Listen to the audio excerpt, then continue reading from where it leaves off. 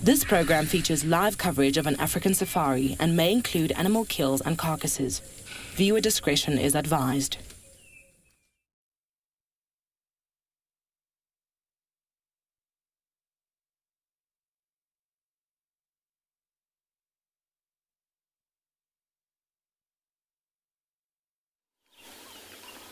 Good morning, everyone. Look at this unbelievable scene we have in front of us. The skies are alive. The impala are alive. And we are alive because it's time for your live safari. Look at this gorgeous sunrise. It's been a while since I've seen it like this. So I'm glad to have you all here, everyone. It's time for your safari through the African bush.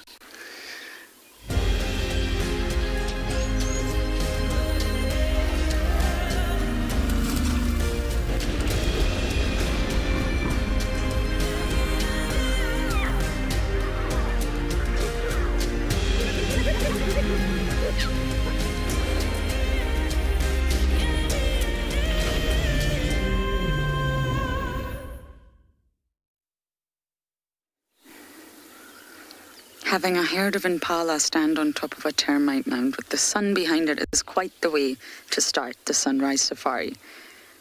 The sun really is rising.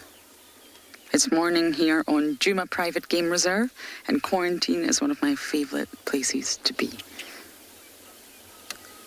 There's lots of updates for this morning, but first, my name is Lauren. I do have Davy on camera today, and sadly Andrew won't be out. Wendy is in hospital, so until Wendy recovers, we shall be switching out the vehicles. Andrew will be out in the afternoon, do not worry. The Talamatis were on the dam cam last night, and I can see their tracks everywhere. So I'm torn. I also want to check the hyena den, but I also want to follow the tracks to see the Talamati pride and where they have gone. It would be great to try and see if we can find Mowati again. Bit of a mission, but if he was following a female, then maybe he's mating or trying to. So I think we'll go north today. I'm being told my calling is to go north. But everyone, please do talk to us. We're live and interactive. There's many different ways you can talk to us. If you use Twitter, use the hashtag WildEarth. If you chat on the YouTube stream, please use @FC. Or if you're under 18, please do send us an email. We're alerted to them very quickly, and we want to answer all of your questions from the younger generation. The email address is kidsquestions@wildearth.tv.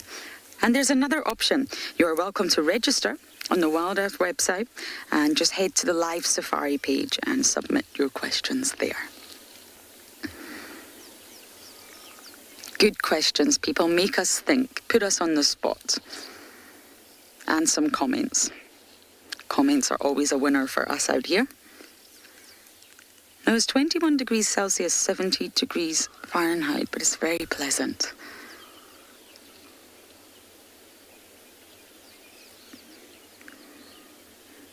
Safari Kitty, you're saying this morning's scene is absolutely amazing. I know, Davi's doing an incredible job. It's that moment where you just sort of, the sun gets high enough to just backlit everything. It's beautiful. I would also like to check on Tingana to the close proximity to the dam and the fact that the Talamati pride came around 2 a.m. I am not sure our Duke will still be on that kill. But I wonder if the pride have gone to join Darkmane. They're heading west on our main sort of access road called Vuatella Access. And I think they'll have ended up at Sydney's Dam. But I could be wrong. We will definitely go and try to find out.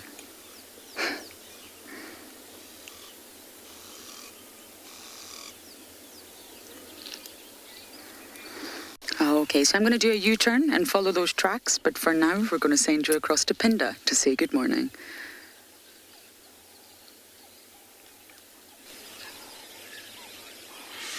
Good morning and a very warm welcome to and beyond Pinda Private Game Reserve.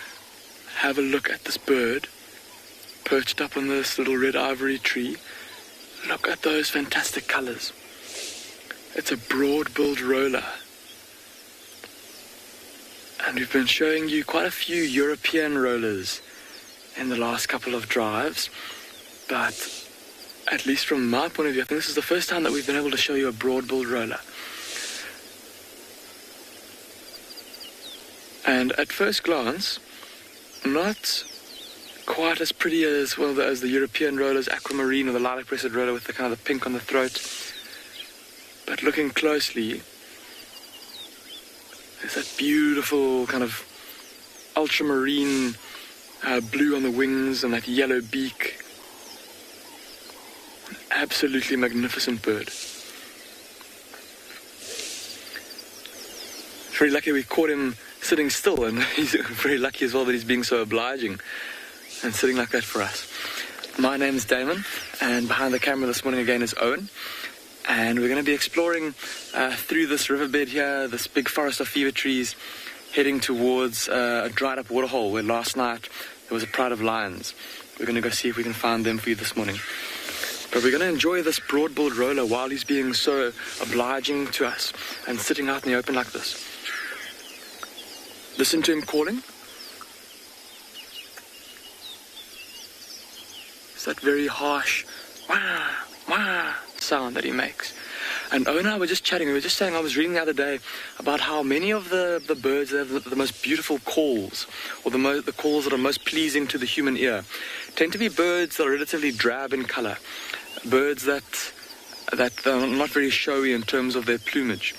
And then often with the very brightly colored birds, like this broad-billed roller, their calls tend to be relatively harsh, or I wouldn't say unpleasant, but not a beautiful whistle like a scrub robin or a chagra. And a bit like that European roller that we saw yesterday, this roller is also a migrant, but instead of coming from Europe and Asia, this is from further north in Africa.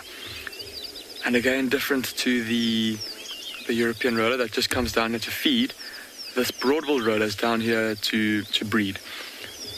And this forest of fever trees that we're driving through, lots of dead branches and hollows in the trunks. Of course, there's lots of cavities in the tree trunk, and that's exactly what this broad-billed roller will be looking for in terms of a nest. A nice hollowed-out tree trunk where him and his mate can go and nest. I can't believe how this thing is just sitting here. Maybe just soaking up the sun for a bit. They're pretty territorial birds. And so him sitting up there on that high perch and calling like that, it's his way of telling all the other broad-billed rollers in the area that this is his patch, this is his territory, and that they shouldn't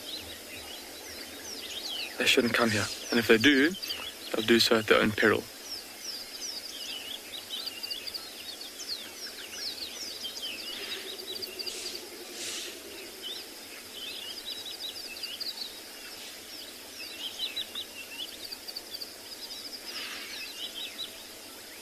And every year, like I was saying,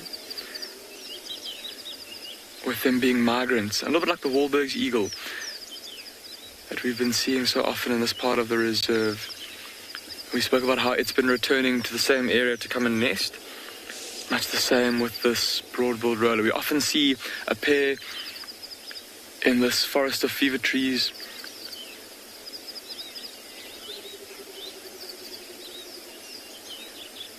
And that's normally around kind of December, November time every year that we see them coming back. And I think I may have just spotted his nest, everybody. Oh, and I don't know if you can see on this big fever tree to the right here, there's a dead branch that juts out on the right-hand fork. And there's a hole in that dead branch, a big hollowed-out cavity, almost a perfectly round entrance there. On the right-hand side, yeah. And that's exactly the kind of thing that this broad-billed roller, like I was saying, would be looking to nest in. So we're going to try and show that to you guys. There, so where it forks, take the right-hand fork up the tree, and then it forks again, and the left-hand fork of that fork is that dead branch. It's like a half branch though. There we go. Some successful visual navigating there. Well done, Owen. Yeah, so see there's that little nest cavity, and presumably this roller's mate is inside there.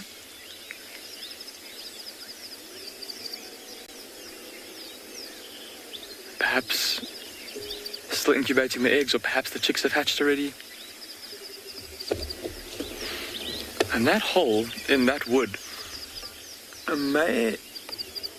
that's been masterfully excavated. So it may not have even been the roller that excavated that. It may have been something like a bearded woodpecker. I could actually hear a bearded woodpecker drumming, which just means it's, again, just like a territorial call that woodpeckers will do, where they'll pick at a tree trunk really hard, and it makes a loud kind of resonating sound that carries quite far.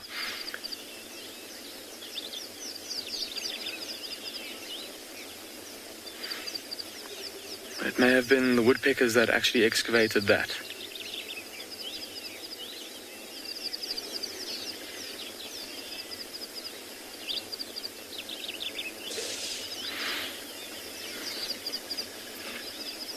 But I don't know for sure if that is. Good morning, and welcome to Ngala.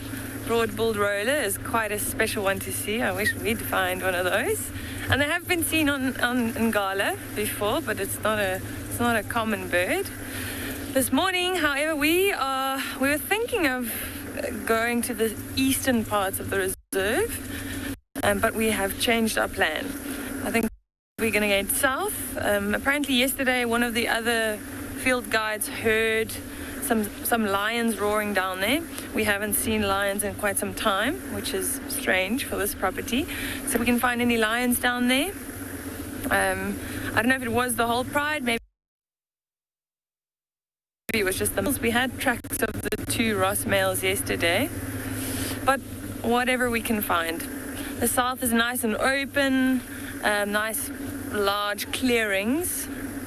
So it's a really beautiful part of the reserve. So we're excited. And it's a really nice morning this morning.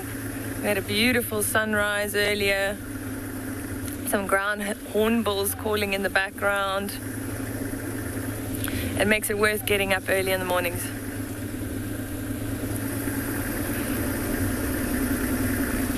Oh, my name is Marna, and with me behind the camera is BK. Welcome.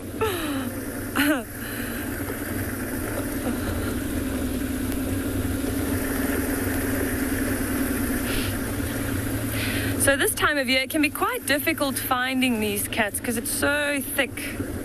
There's a lot of places for them to hide, and as you can see, it's very green at the moment. But when you do find them, it's very rewarding, especially if you like taking pictures, because that green backdrop with the animal in front is, it's really beautiful. So I'm really hoping we can find you some cats this morning.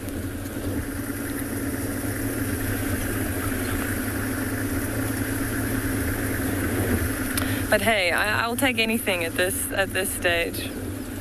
Elephants also always nice. Everyone's saying Ngala looks so beautiful. It really is beautiful. Yeah, show them there, BK. Look at that.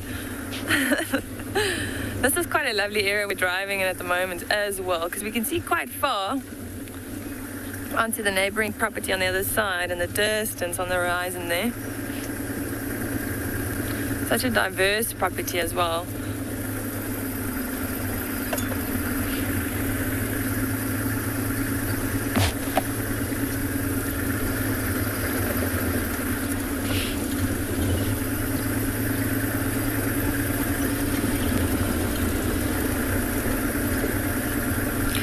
This morning, when we left camp, we checked the riverbed as well, just to see if we could find that denning lioness that I think a few of you have have seen on the show, the one with the new cubs, and no sign of them. So I think they might have moved their den site.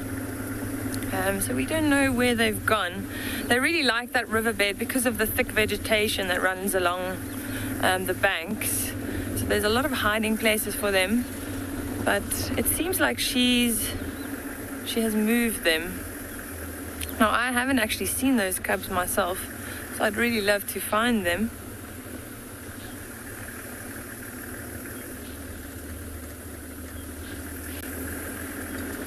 Oh, look at that. Even though this area opens up quite nicely and it's just grass everywhere and then these dead trees, it's the grass is still really long.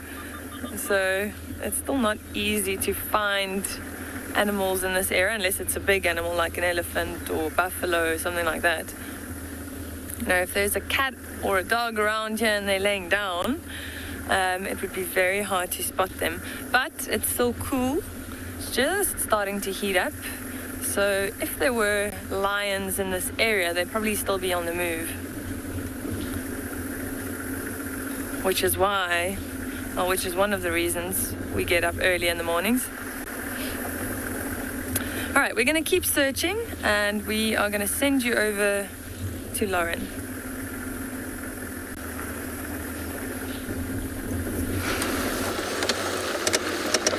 I am just trying to figure out where these tracks have went. Got them. This is exactly... This is exactly where we had them the other day. It's a sandy patch road and they're all heading north, the entire pride. I'm predicting they're going to join Darkmane at Sydney, but let's see. Lions are very good in that they... Actually, I wonder if we can try and show some tracks. It's not the best road, it's not the best sort of substrate to actually see fresh tracks in. But lions take the roads more often than not, so it's very easy to follow them. The minute they go into the block, yes, it becomes extremely difficult, but while they take the road, you can follow them. An entire pride shouldn't be too difficult.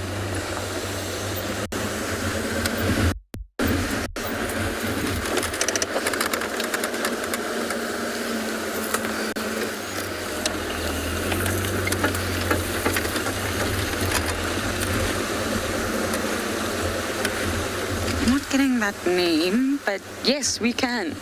Size, basically size. The males are much bigger than the females. Where it becomes a little bit trickier is the sub-adults. That's where it gets confusing. In the Talamati Pride, have 3 large sub-adult males and 6 sub-adult females. So that's where it becomes tricky. But yes, normally you look at size. But for those adults, in comparison to Darkmane, who's a fully grown territorial male at 7 years old, or coming up for 8, I think, there's a big difference in size. It's quite substantial. Lionesses also have big tracks, of course, much bigger than leopards, but it's nothing in comparison to a big male lion. Oh! Oh, wait, Javi, I've got to reposition. Well, hello, everybody. I didn't quite expect you to be on the road, but thank you for making it very easy for me. Yes, we were following your tracks. That's how we do. I didn't think it was going to be that easy, everyone, but here we have the Talamati Pride. So he didn't go and join Darkmane, or is he here? That is the question. The Talamatis, you know, I say this every time, but it was such a long time before I got to properly meet them. They really stayed up north, Mangileti and Bufusuk. Bufusuk is much bigger than Juma. And it's over double the size of Juma. And then, of course, they crossed into the Mangileti from the north and the west. I'm not sure if they ever went into the Kruger, that's to the east, but they had a large territory.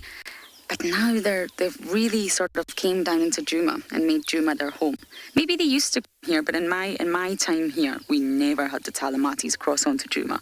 And if they did, it was normally just from the northern boundary. You know, they would just cross over and sort of dip their toes into Juma, if you like. But now they're spending a lot of time here. They were on the jam cam. They've also gone down into Chitwa. They've also spent time on Torchwood. A lot of things are shifting. And it's fascinating to have been here a long time and to be able to see things changing. Not in a bad way. No one's pushing anyone out. It's just natural things to shift over time. I mean, Kalamba was on Little Gowrie yesterday. Can you believe it? I always have the boys in the East complaining, we never see Kalamba. She's so beautiful, but we don't see her because she really never goes down that way. They may see her on Cheetah Cut Line, our eastern boundary. The fact that she went right into Little Gowrie yesterday actually amazes me. But change comes with daily patterns, seasonal patterns, environmental changes. So they didn't really come very far from being on the dam cam at 2 o'clock. It's now almost 6 a.m. and they really have not moved that far. We're still on Juma. We're on a road called Sandy Patch Road, not too far from Sydney's dam.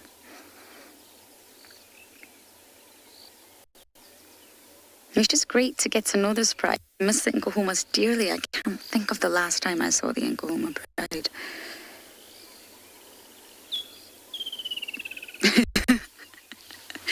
Megan, thank you. That's expert level tracking skills right there, really, really. But thank you for your compliments. I expect them to be here. And of course, it just turned the corner and you've got Tony bodies everywhere. But I'm really hoping they'll get mobile.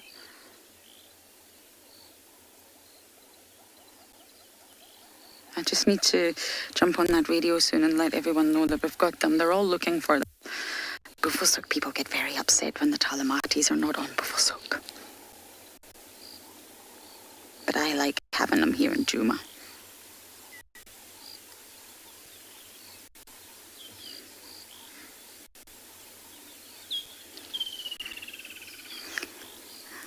Chris, it depends. It will differ across different environments. Different environments will hold different acts, different climatic variations, environmental instability. Once the pride gets too large, they will break away. That's normal. It's like an elephant herd or a wild dog pack. But I believe, around 15 to 20 is your sort of average size. Not average size, but average size to then be too large. That's the average sort of number for the maximum carrying capacity. And carrying capacity is a sort of foundation in ecology. Every environment has a carrying capacity, every species has a carrying capacity, but that will depend for each species and each environment. So maybe the size of the prides here will be different from the size of the prides in the Masai Mara, for example. But once there's too many mouths to feed, too much competition, maybe aggression, maybe even just the ratio of males to females, referring to the sub-adults, that will have an impact on the carrying capacity. I think one of the largest prides recorded was maybe around 30. The larger the pride, of course, you can kill bigger prey, kill often, keep out intruders, have more offspring. But then once it gets too large, definitely above 30, it becomes what we would say unsustainable. So I think the average is normally around 15 to 20.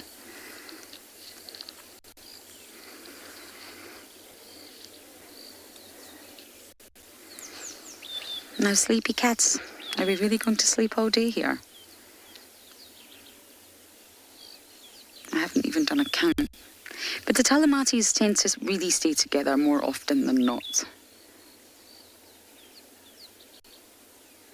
Okay, so I'm going to get on the game drive of radio, tell everyone that the Talamatis are on Juma.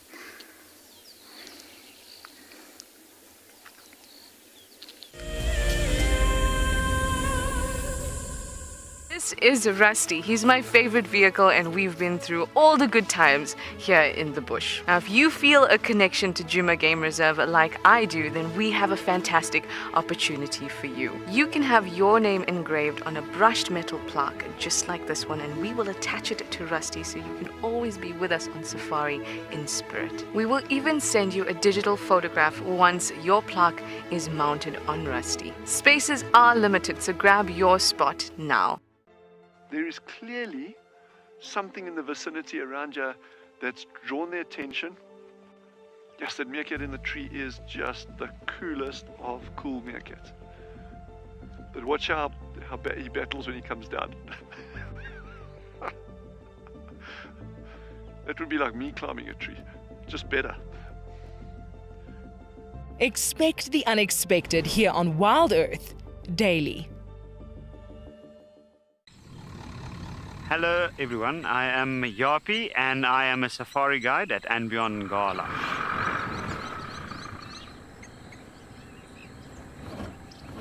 My favorite animal is the lion, because 99% of the time it doesn't do anything. And the 1% of the time it does, it's just awesome. Catch up with the guides daily here on Wild Earth. Have you been watching Wild Earth and dreamt of being right there on safari with one of the guides? Well, now you can. Wild Earth is offering you a chance to buy a ticket to dream. You or a friend can hop on board a live Wild Earth show and join our guide on safari. The ticket is redeemable at any of our locations, anytime in the future. Only a limited number of tickets are available, so don't wait. Get your ticket now and start dreaming. Terms and conditions apply. Welcome back to Beyond Punda. Owen and I are in the area where, for those of you who watched yesterday morning, Grant and Owen found a lioness and her two youngsters where they'd killed a young zebra. And we've come to the spot where that carcass was. And Owen and I have just been chatting now, we've just been saying that if those lions had finished off that zebra, they'd probably be pretty full-bellied and shouldn't have moved too far from the carcass. Now, what I'm really hoping to show you guys this morning, or rather what Owen and I are looking for this morning, is we're looking for the two big male lions that are dominant in the south of Beyond Punda. And they were seen not too far from here quite late last night. And if they had come in this direction, there's a very good chance, because the wind is blowing from the south and they were walking from the north heading south, that they would have been able to smell that zebra carcass.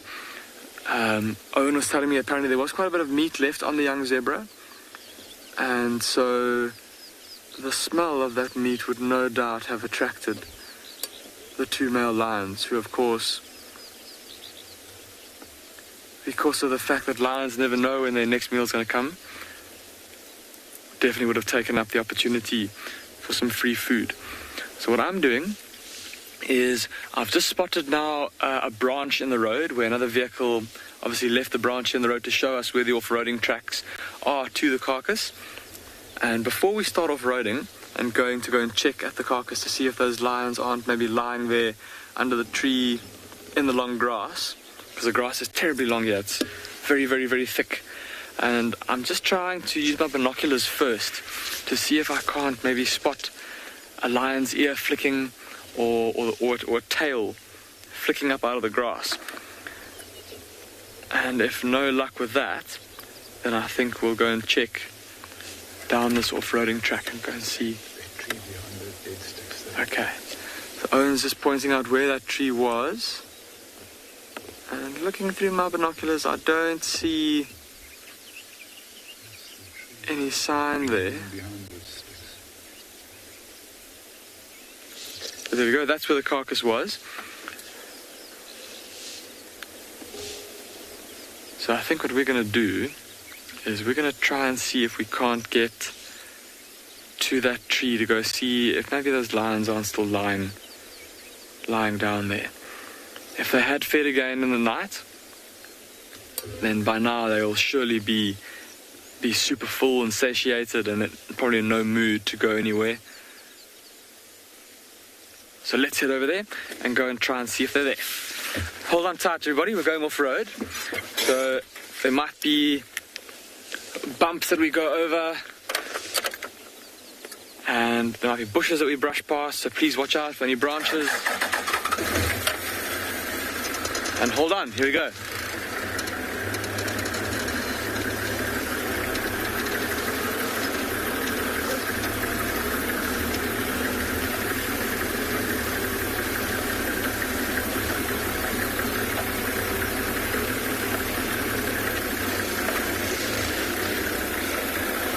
Now, pretty important to stay in our off-roading tracks. Michael, you're asking how many prides of lions there are here at Ambionpinda. Michael, there's 3. So there's one that lives here where we are now in the far southern plains. Then there's a pride in the more central parts of the reserve and a pride in the far north.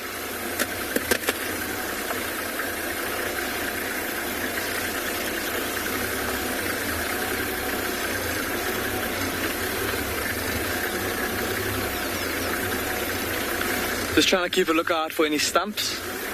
Don't want to drive over a stump and get a flat tire.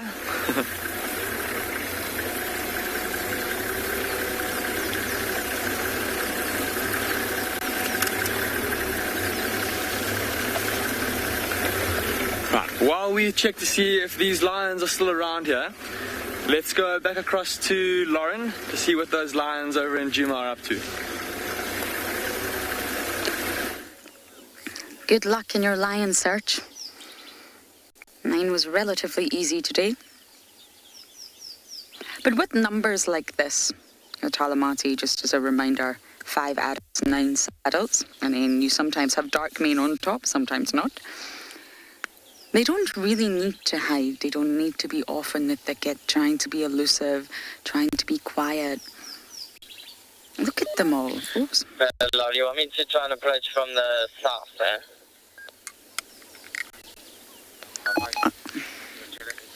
I think that would be your best bet.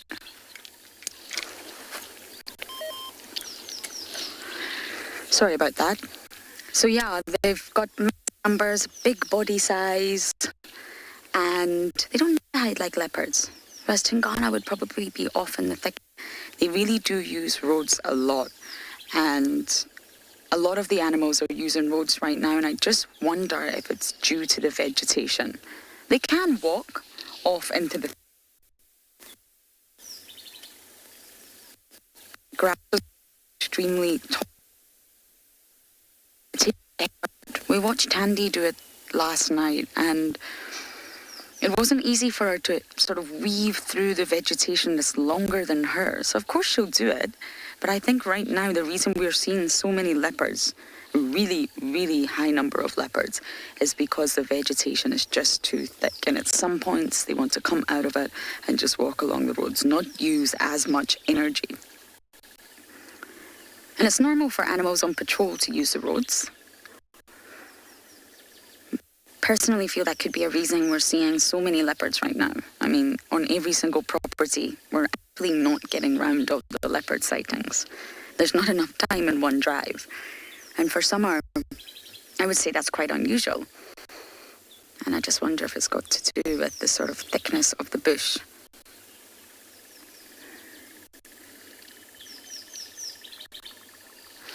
Okay, we're going to sit here with our Ngala. We're going to send you across to Warner at Ngala.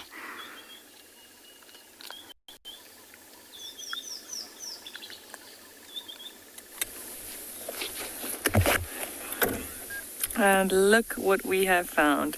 We just did a little celebration dance coming around the corner.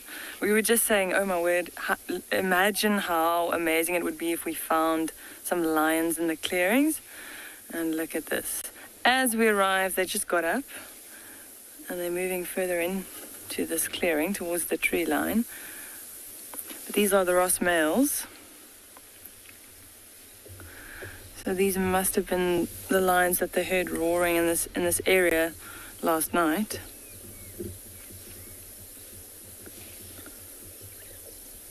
So nice to see them together again. I haven't actually seen them together in quite some time.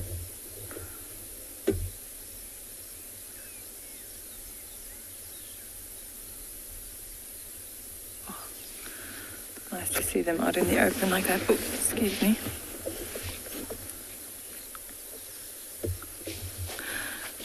Let's try and loop around them so we can just get a shot from the front. I'm just going to try and go around.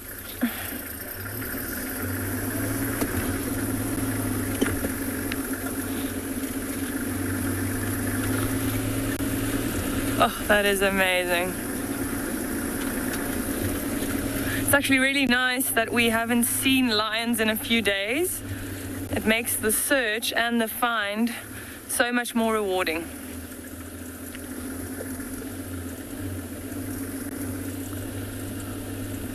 All right, let's wait for him behind this little bush here.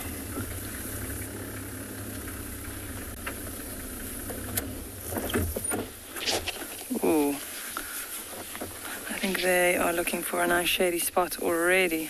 And he's down. Right, his brother's still in the back there. See.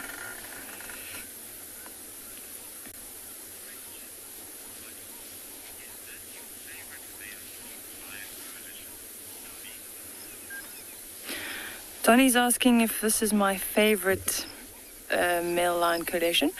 Donnie, I guess it's kind of the only male lion coalition on Gala, well, the prominent one at least.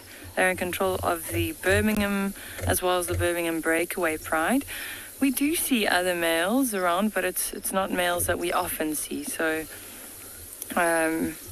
I don't know the other coalitions as well as I know these two.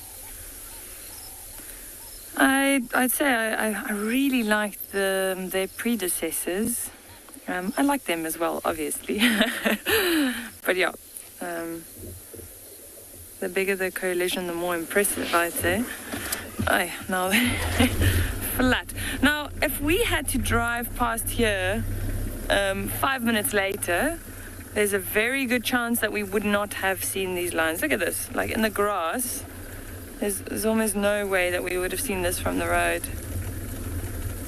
They're in the grass behind this little quarry bush and flat, like you can't even see them.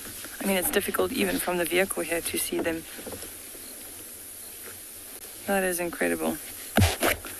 So the only thing you might have seen from the road would be a tail flicking or maybe the head lifting slightly.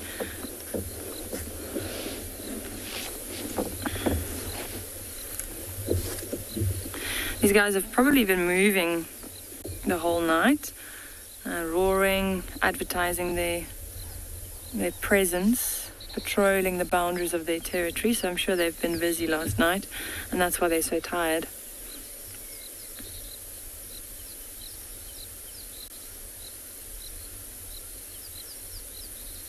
Just see the mane sticking out there.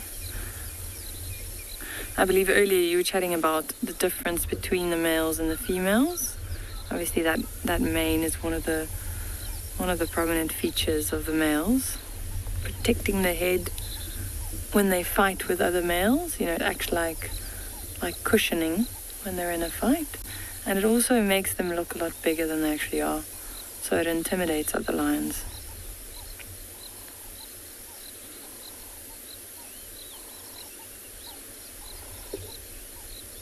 Now, I wonder where the rest of the pride is. Last tracks we had of them, they crossed out of the property on our eastern boundary, which is quite far from here. So I don't know if they've rejoined these males in the meantime.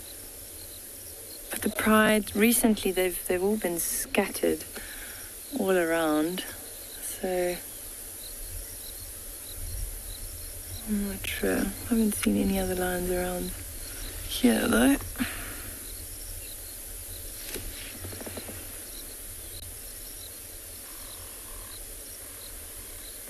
See the ear turning there.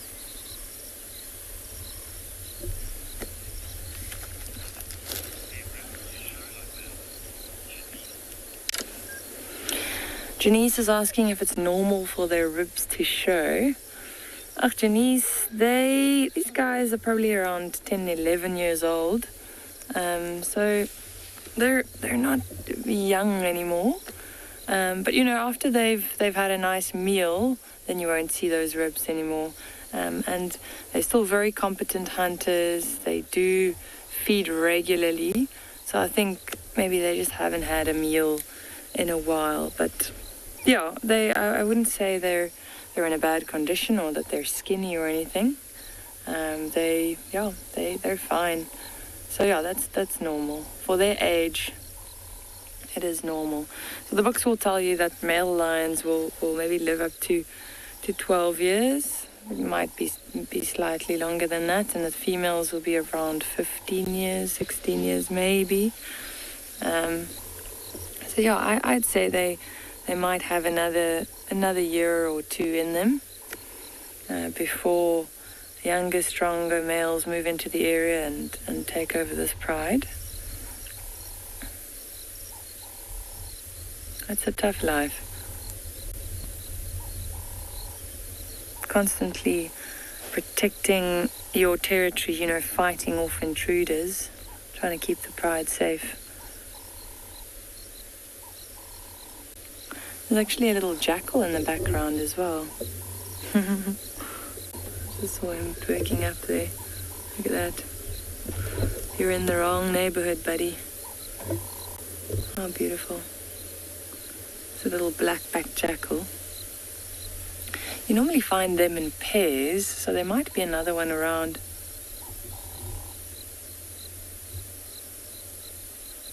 Now, normally when they see a predator, you'll hear them alarm call, so it's quite a distinct, a very loud call, but it doesn't seem like he's too phased with these lions being around. I'm sure he knows. There's a slight breeze blowing and it's going directly towards him. Him or her.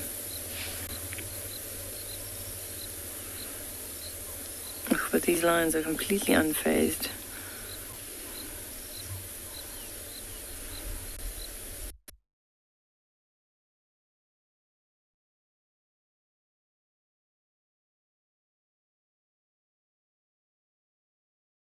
I mean, how long will it... Oh, sorry about that, everyone. We're trying to reposition.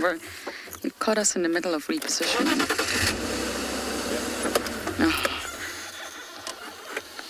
Look at the sunlight catching your face. You know, the sub-adult males in this pride are absolutely stunning. There's sub-adults, there's 9 of total, and they range from 1.5 years from different litters, of course. Oh, there's your shot, Davy. Yeah, we'd like to try and go forward because there's a lone lioness being called in from Chitswa. Now, we're in the very northwest corner of Juma, and they think it's from the Talamati pride. They think it is Blue Eye, and they said she's really not looking good. Whoever this lioness is, she's alone, and she's not looking very well. So that's why I'd just like to see if we can get around and try and see who we've got here. It's not going to be easy, though, especially when they're all flat. But let's try and see if we can see our Blue Eye, then we know it's not her. I'm not familiar with the Torchwood pride. I don't know lioness with a damaged or missing eye. Of course, the Nkuhuma has purple eye, and the Talamatis have blue eye. But this lioness is alone. She's far away from these guys, and she's said to be not looking so well. Davy, this mission was a little bit trickier than one anticipated.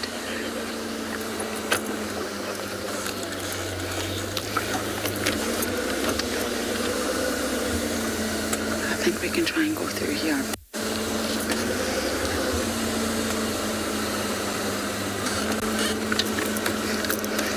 Chris, during the day, not very far. At nighttime, very far. They have large territories, and they'll really go and search for food. Kilometers after kilometers, they will walk. Not quite as far as your hyenas. But they'll walk incredibly far. And that's exactly why they are tired during the day. Okay, we've got a little bit of a better view, I think. Because they've been walking all night, they've been patrolling, they've been possibly hunting, calling to one another.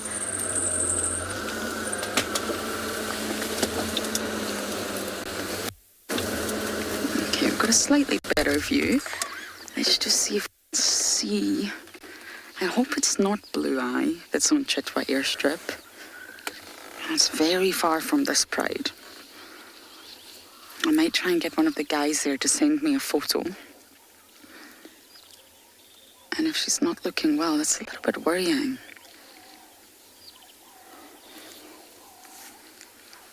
I don't see Blue Eye, but I mean, there's a lot of bodies that are just flat.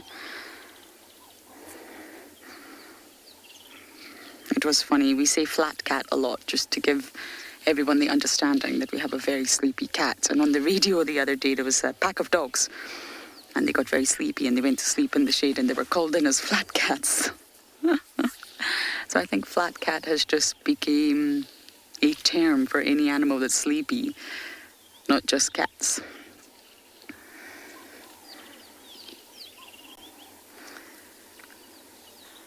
I counted 11.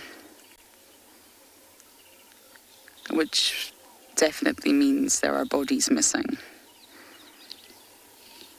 And it's normal for the prey to split up. That's not abnormal, but Chitwa Airstrip's very far.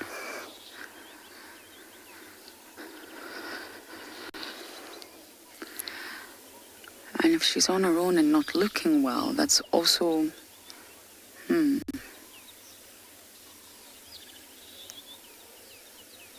Minamu, I don't know. I don't know the largest pride, I'm afraid. You can see 2 of the sub-adult males. To my right, push a little bit. It would maybe be a good idea to also check Sydney's dam and see if Darkmane is there and to see if maybe some of the others are with him.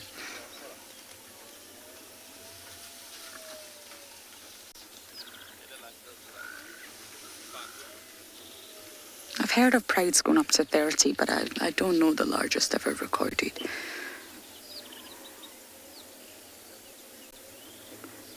I'd have to try and find that out.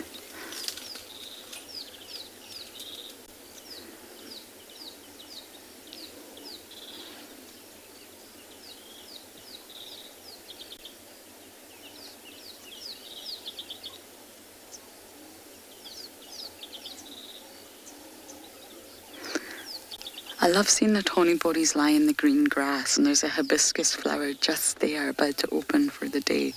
I love it when you see the sort of lions surrounded by pretty flowers. But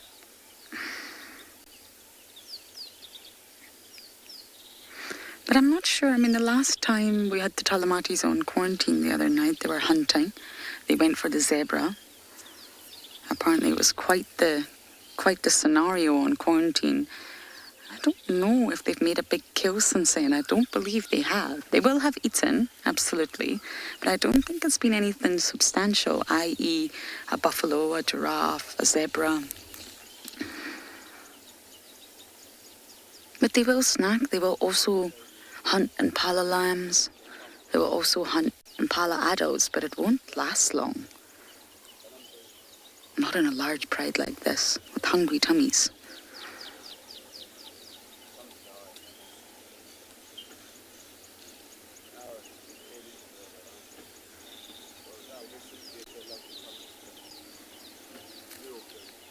We may leave the lions shortly. I know there's a lot of other vehicles that want to see them. And just also explore around, and of course we can always return. But we may need to make space. It's a bit of a lineup.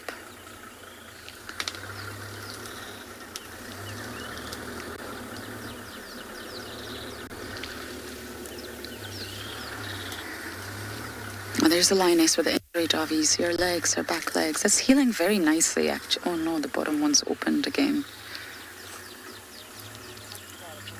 Hello, lady. The top one's actually healed, the skin's joined, but the bottom one's opened, and it's probably because it's on her joint.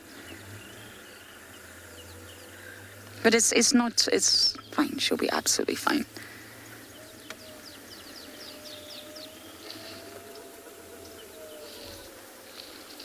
It's really common to see lionesses with injuries.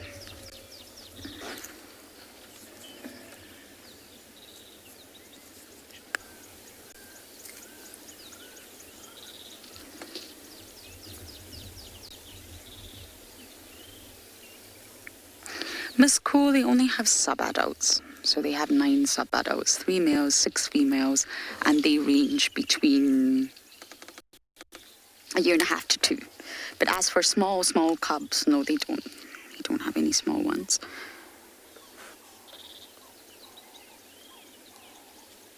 So it just makes the pride look very large because they're all large inside. Quite a formidable pride. But no cubs at the moment.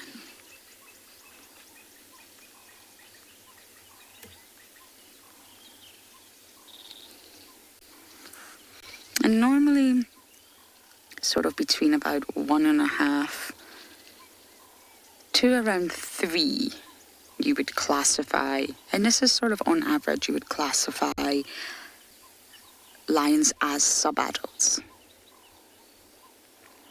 And between, well, being born in about 1.5, you would call them cubs. And it really depends on their personal development. I know that sounds really, really strange, but they take on different features as they go through different stages in their life. And they normally say a ballpark figure to go by for a healthy lion is at 2 years old. A lioness should be about 75%, 3/4 of the size of her mother. And this is for a lioness. Males will be bigger. So a sub-adult is not fully grown yet. And normally when they're classified as an adult, they're sexually mature. They're ready to mate and ready to start having offspring.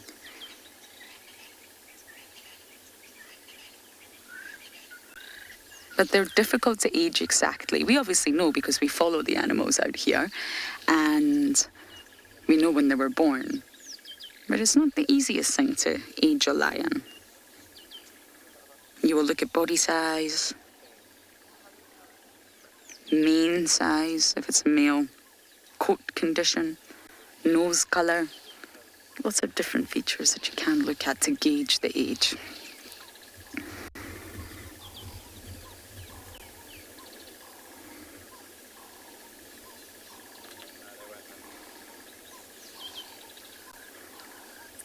And believe it or not, facial expressions are also something that is used. Cubs or sub-adults just look like they're not an adult. And they call this the cub-like expression.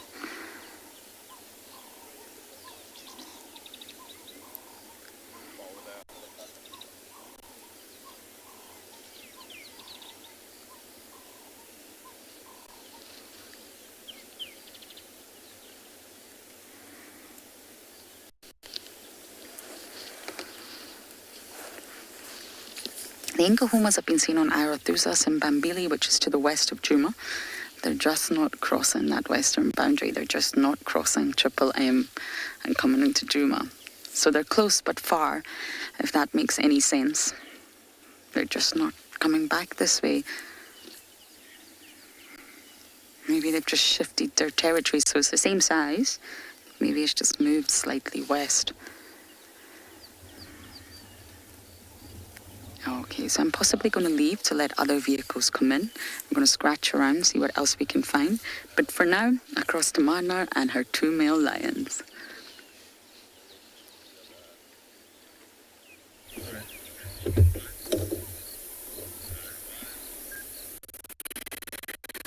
So we're still with our lions, but they haven't moved a muscle. The one just sneezed and he lifted his head up for a few seconds, but he's back down. You know, normally that is what you find, or what you'll see when you find lions during the day, is them just sleeping. I'm actually quite surprised that they've moved into the shade so early already.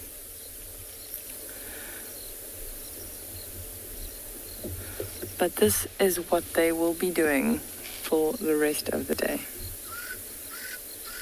The The only thing that could potentially chase them off is maybe elephants. If a herd of elephants move through this area, they'd be able to get them up. Maybe if some other lions arrived, they might get up, might lift their head. Other than that, they don't have a worry in the world.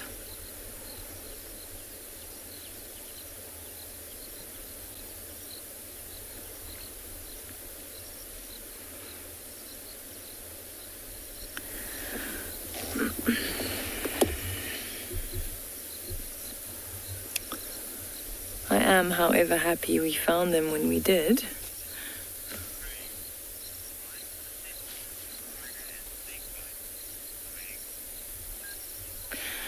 Craig is asking if lions are susceptible to spider and snake bites.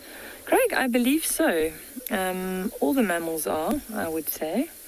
And you know, if a lion played with a venomous snake and it happened to bite or get hold of the lion, it could definitely kill it, I'd say. And I've actually seen that before. I've seen a lion cub playing with a black mamba, and that was quite a scary thing to watch, because you know that if that mamba gave that cub one bite, it's done. So yes, they are. But in general, I believe they would stay away from it. That cub was obviously quite curious, didn't exactly know what it was playing with. It was actually in the Timbavati riverbed, and the cubs were left by themselves. The females had gone out hunting, and there was the snake that the cub was playing with. Like I said, it was quite scary for us to watch.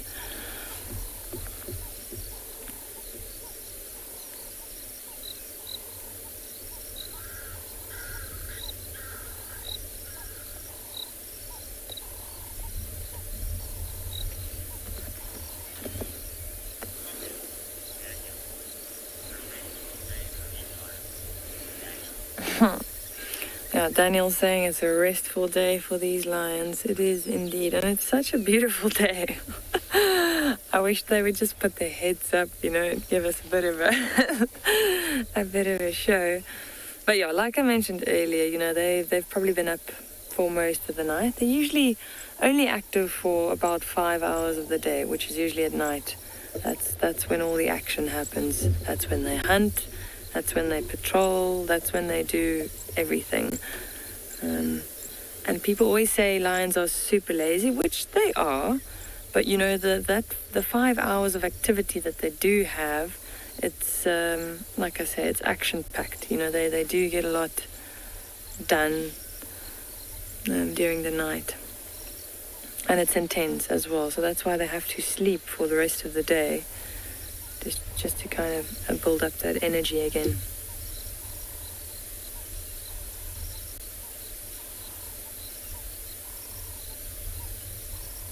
And this was a very lucky find for us.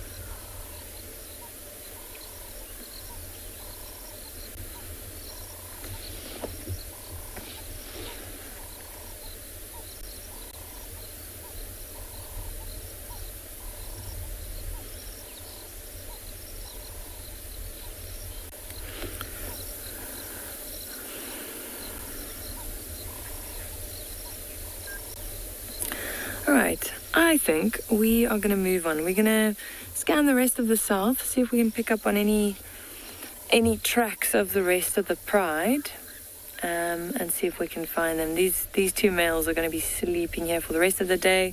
Maybe they'll just follow the shade around, but they will stay here for the duration of the rest of the day. We're going to send you off to one of the other locations.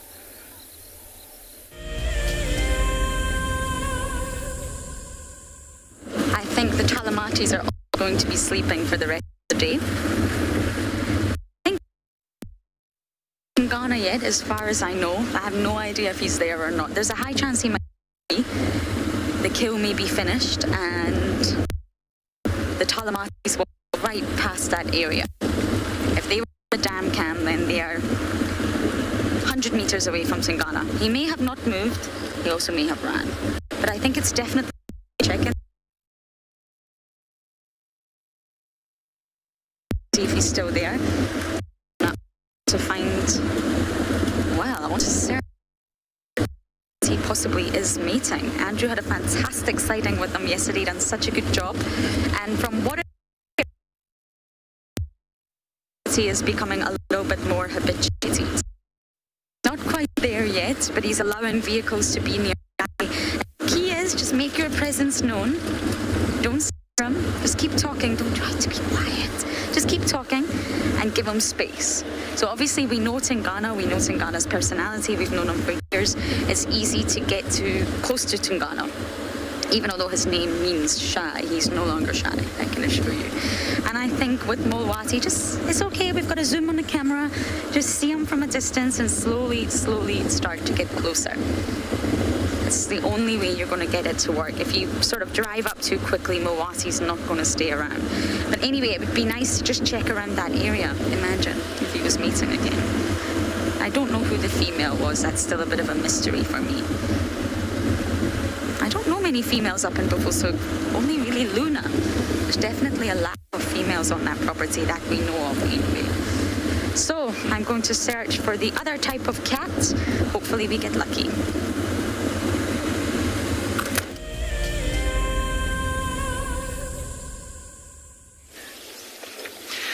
Welcome back to and Beyond Phinda.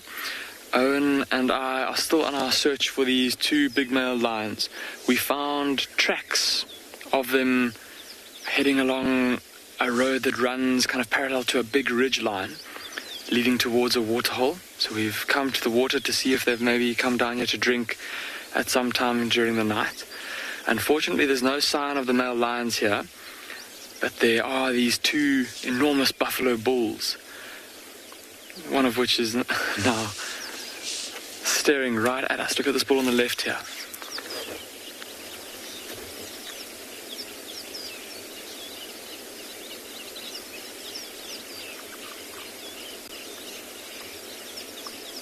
Both of them standing quite still.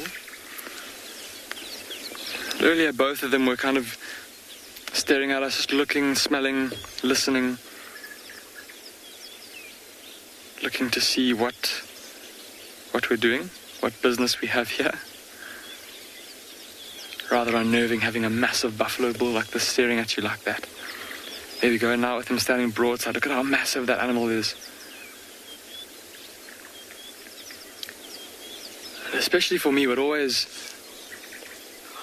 can never get used to it is just how thick their necks are. Look at the amount of meat, or that big muscle between his shoulder and his neck, or and his head there.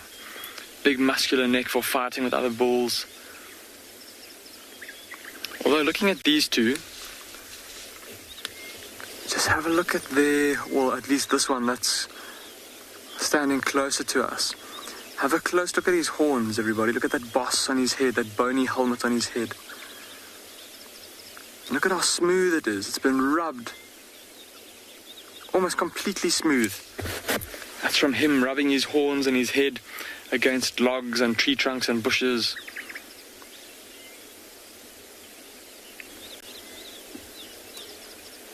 An indication of his age, but still flexible enough to scratch himself behind the ear with his back foot. And again, just shows how tough they are. Look on the back of on the ends of his feet, he's got those big hooves, and he's just scratched his ear with his hoof.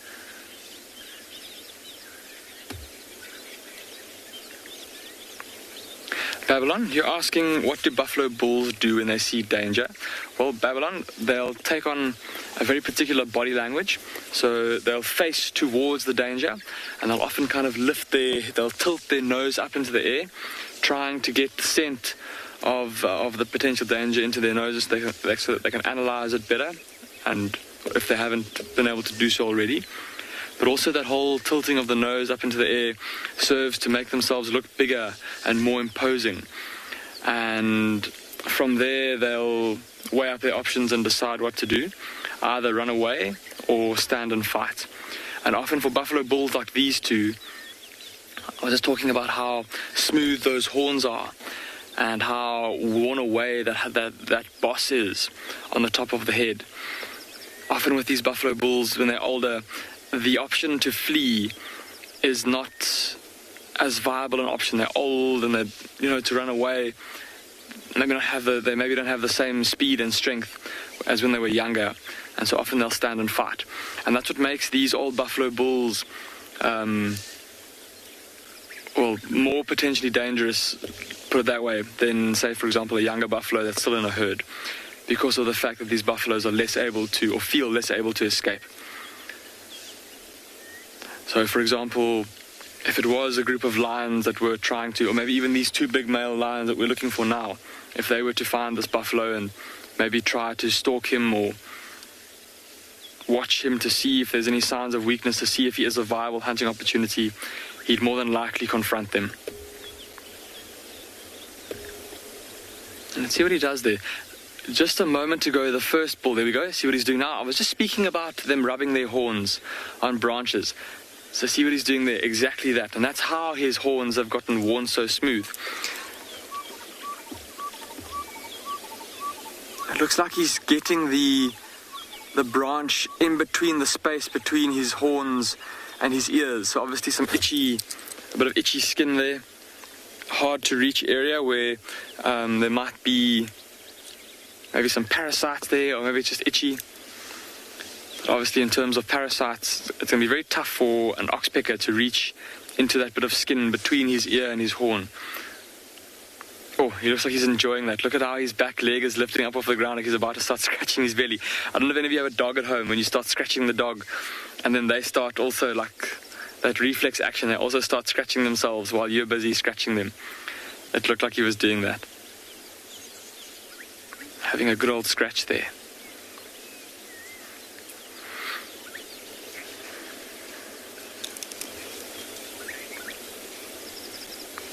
Donnie, you're asking if I were to guess how old these buffalo bulls are, how old will I guess they are?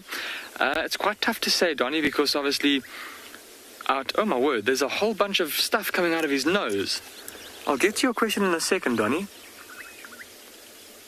I don't know if you guys were able to see that. He's salivating profusely, and there was a big, I'm sorry to be gross, but there was a big, almost like a small teacup full of mucus that came out of his nose while he was doing that.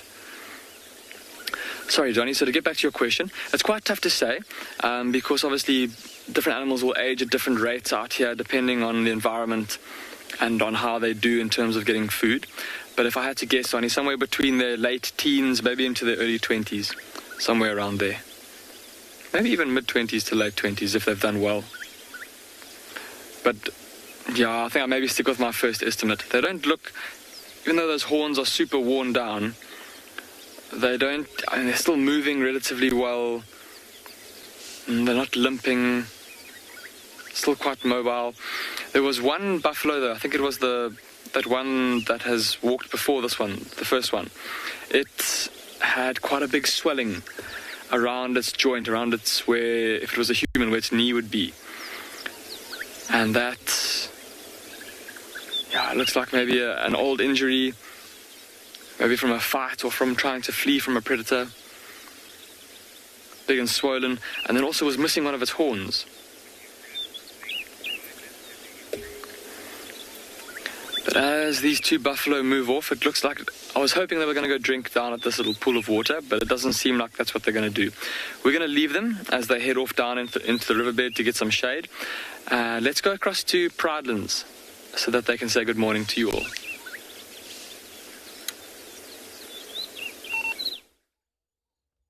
Good morning, everyone. We are having quite an experience this morning. This little hyena here, it's not a little hyena, it's a big hyena, has come in investigating the sounds of a huge herd of impala that were alarming just a moment ago, because we've been tracking a leopard the whole morning, and just about 5 minutes ago, that leopard, I think, tried to hunt these impalas. We didn't see it, but We heard the whole thing happen. I'm not sure what's going to happen next, but we're going to stick around this area to see if it's any better.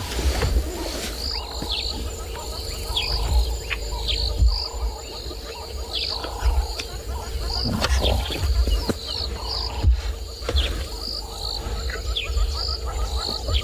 Well, anyway, they seem to have calmed down now, so we're going to just wait around here and see what happens. That hyena is still watching. Let's try and reposition the bird inside.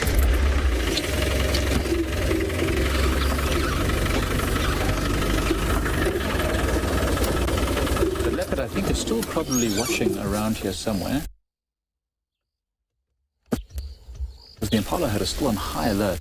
You can see this hyena here has got actually quite bony hips. I wonder, he's struggling to find food, and that's why it's much following. We've been watching this hyena's tracks as well, following the leopard's tracks. Often a good way to find a leopard is to follow these scavengers as they move about.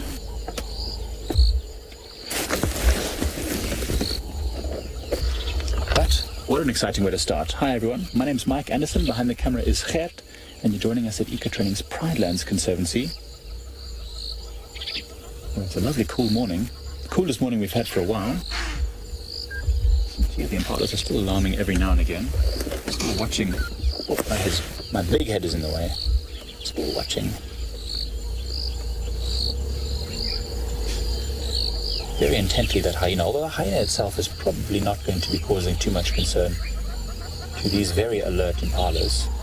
They still don't like it. They still don't like the fact that there's a very powerful predator watching. And all looking one way. I was just saying to Gert now, the wind is actually blowing from us towards the impalas, and they're all looking towards this hyena and towards us. I was just saying, imagine if we would just see the head of that leopard pop up behind them, wanting to make a kill. Although it would be very unlikely now with the hyena in the area that leopard would be able to hunt successfully and still get away with it. It's a long, big open clearing, so there's not too many trees that the leopard could quickly catch and then take up the tree. It takes a few minutes for it to, suffocate the prey, and during that time it would be very quick for it to be stolen by this hyena. The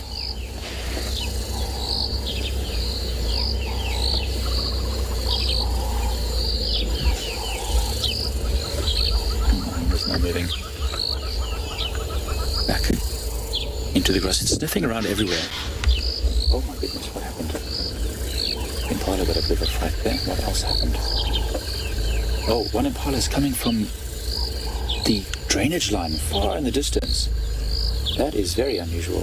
It seems like they did get separated a bit. Perhaps that leopard did actually chase and try and hunt. Perhaps it was unsuccessful, because two impalas just came out of the drainage line all by themselves, which was very risky for them to have been on their own, especially with a leopard and this hyena about. Look how they try and bunch together the impalas.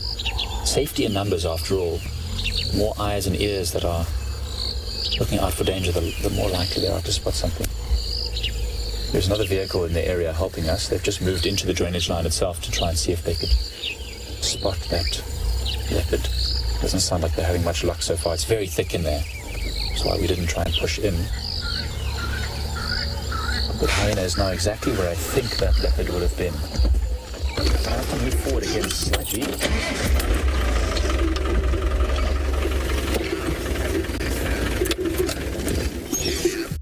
Julia, it is a massive herd of impala. I actually commented on it earlier. And that's why it's quite unusual that the leopard would even have tried, because with so many eyes and ears to spot the danger, the chance of actually being successful was quite minimal. But I think it might be a female leopard. It might be that leopard that we call Pixie Pan, with her two little youngsters. Potentially, we saw tracks of what looked like young leopards as well. And if it is her, we know she's a very accomplished huntress. She's doing a very, very good job at raising the youngsters.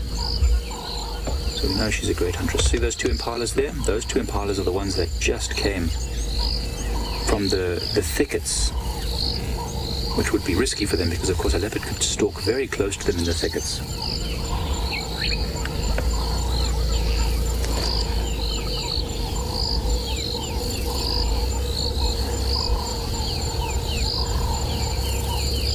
They've made it back to the safety of the herd. That's great.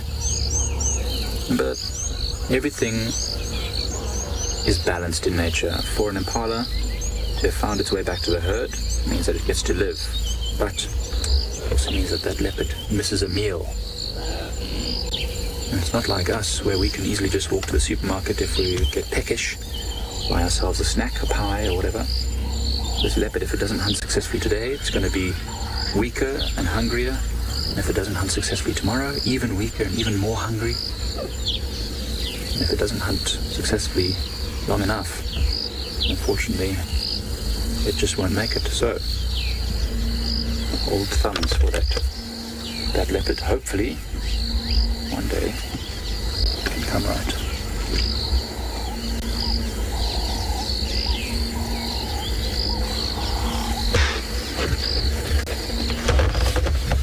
Oh, the leopard. I think it's in a tree. Well, then the other vehicle is just pointing up into a tree. I think that leopard is up in a tree. Hold on a second. We might have to try and reposition. It's going to be very tricky for us. I think we might have to try and see if we can reposition. Just give us a few minutes to see what we can do.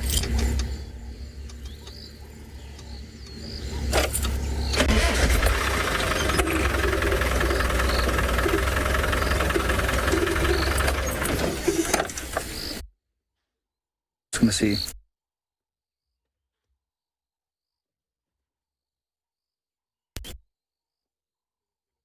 Okay, cool.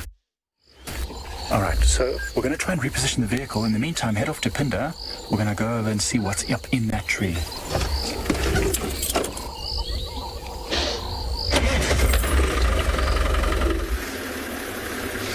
Welcome back to Ambient Pinda.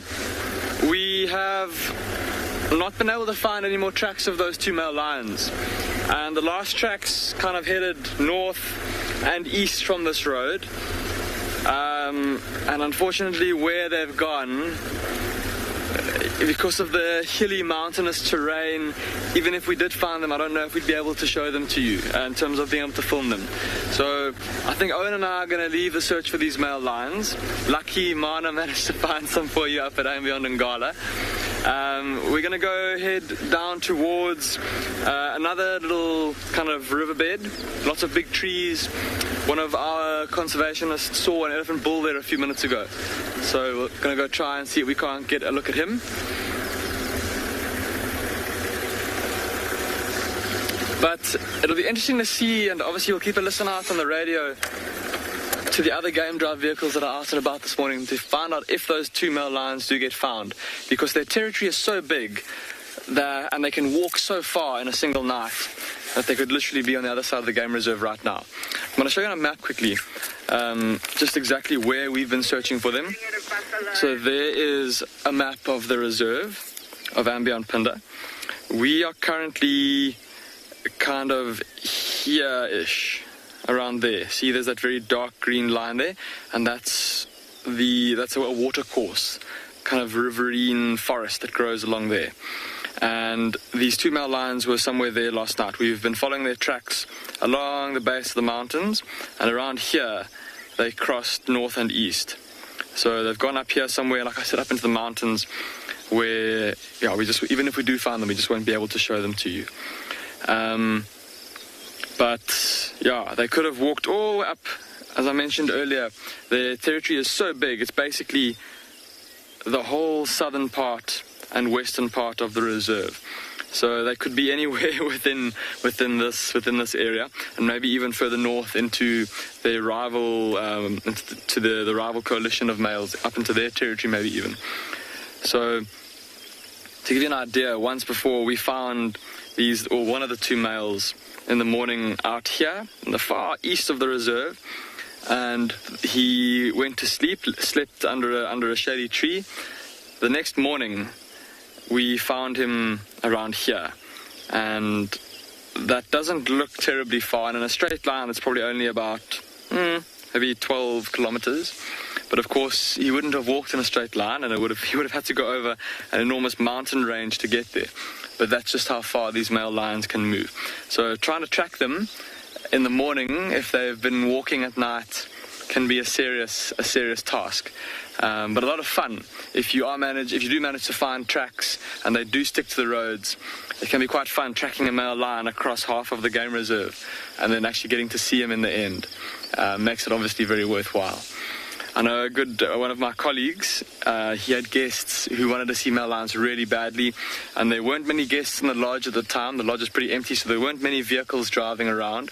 So it was just them out by themselves, and it took them the course of, I think, 2 or 3 game drives of following these lion tracks to actually find the lion in the end. So they found the tracks, they followed the tracks until they ran out of time, and the guests had had enough, and they went home. Picked up the tracks in the next game drive, or went back to the last tracks, carried on following the tracks until the sun went down and they couldn't see the tracks anymore. Next morning, drove to those tracks, carried on following those tracks, and eventually caught up with the male lion. So, yeah, incredible how far these creatures can move. And so, yeah, definitely, I think, unfair and undeserved for us to, as people so often do, call them lazy, because they've got their own role to play in terms of patrolling their territory, keeping other male lions out of their territory, and then, therefore indirectly, protecting the cubs within the prides that they preside over, so to speak. Their own cubs, of course. All right. I think we're going to keep on slowly making our way in the direction of where that elephant bull is. There's this ridge that runs down like this, and all the way along there's this kind of riparian woodland that follows the course of a dried up, it's basically a big drainage line. And this elephant is somewhere in there. So we're going to make our way towards those hills, and once we get a bit closer, we're going to slow down, and Owen and I are going to stop and listen frequently to see if we can't hear the sounds of breaking branches that will give away the presence of the elephant as he moves through the woodland feeding. Let's carry on.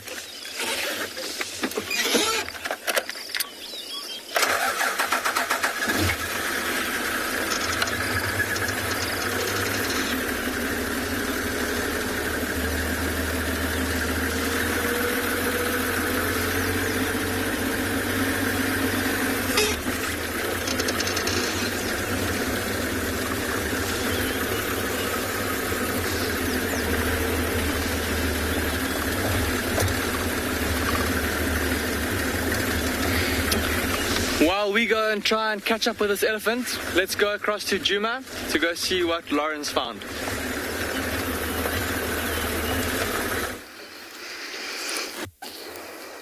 We have an elephant just off in the distance here, feeding on the long grass.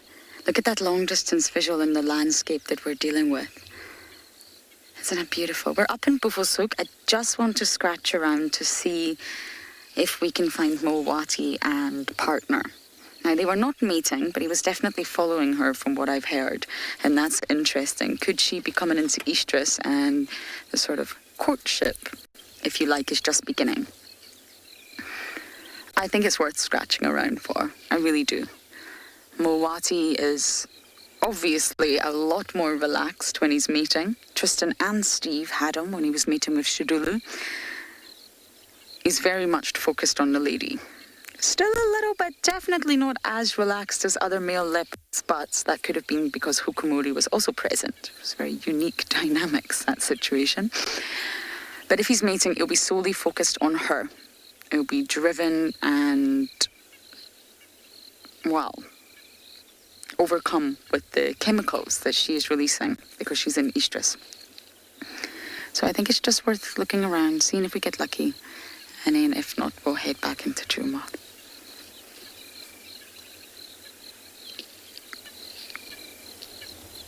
There's more. There's a herd. I can see other elephants popping through now.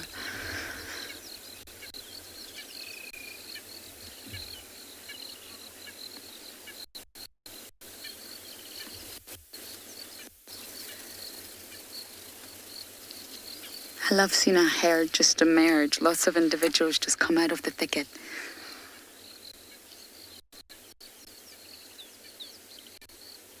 And the elephants are very relaxed, really relaxed. I haven't had any sort of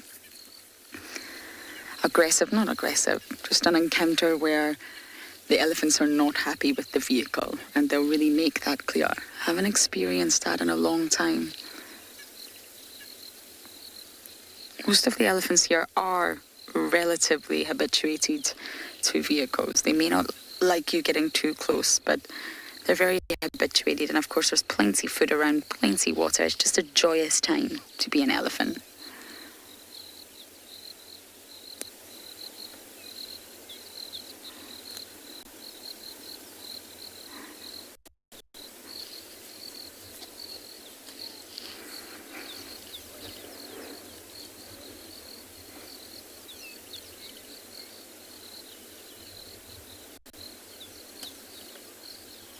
Sometimes I forget when looking at this landscape that we're actually in the Sabi Sands,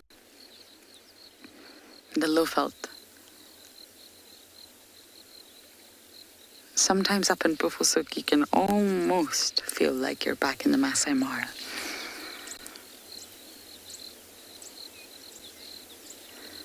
I think we've lost visual of our elephants. Can you see any other ones, Davi? Negative. Okay, let's bump all forward, see if we can get a better view of them. To drive in Rusty, apologize for that. Rusty is the boy's car, Wendy is the girl's car.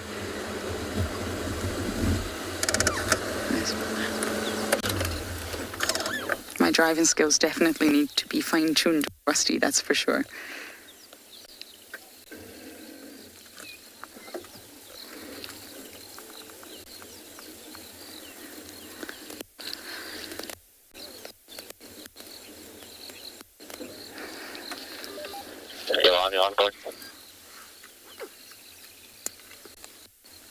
Sorry. Game Drive Radio.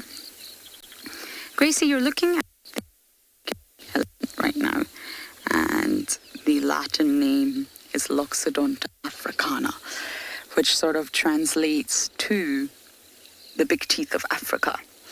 And the big teeth means the tusks. You also get the Asian elephant. Now, the Asian elephant is found in Asia, believe it or not, and really does look different. Once you spend time with both elephants, you can't mistake them. The Asian elephant's smaller. It's got much smaller ears, not quite those big ears that is in the shape of Africa, and pinkish tinge to their skin.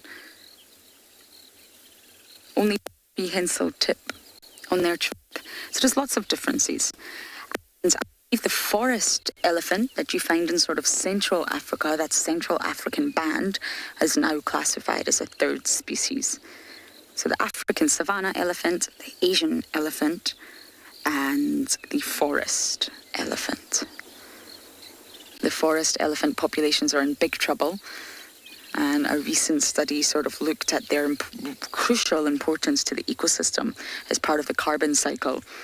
We lose the elephants, that whole sort of tropical forest area could be in big trouble.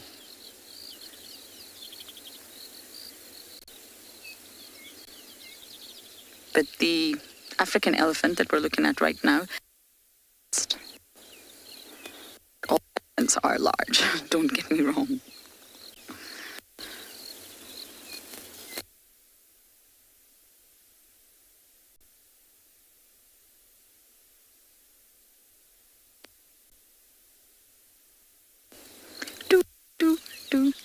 There's a chin spot badger somewhere nearby.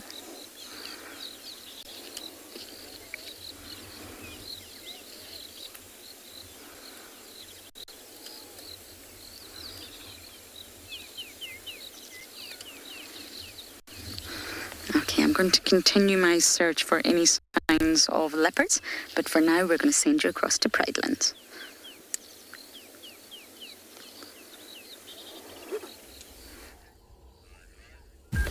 So we're still in the area, and that interesting thing that was in the tree, we didn't see it at first.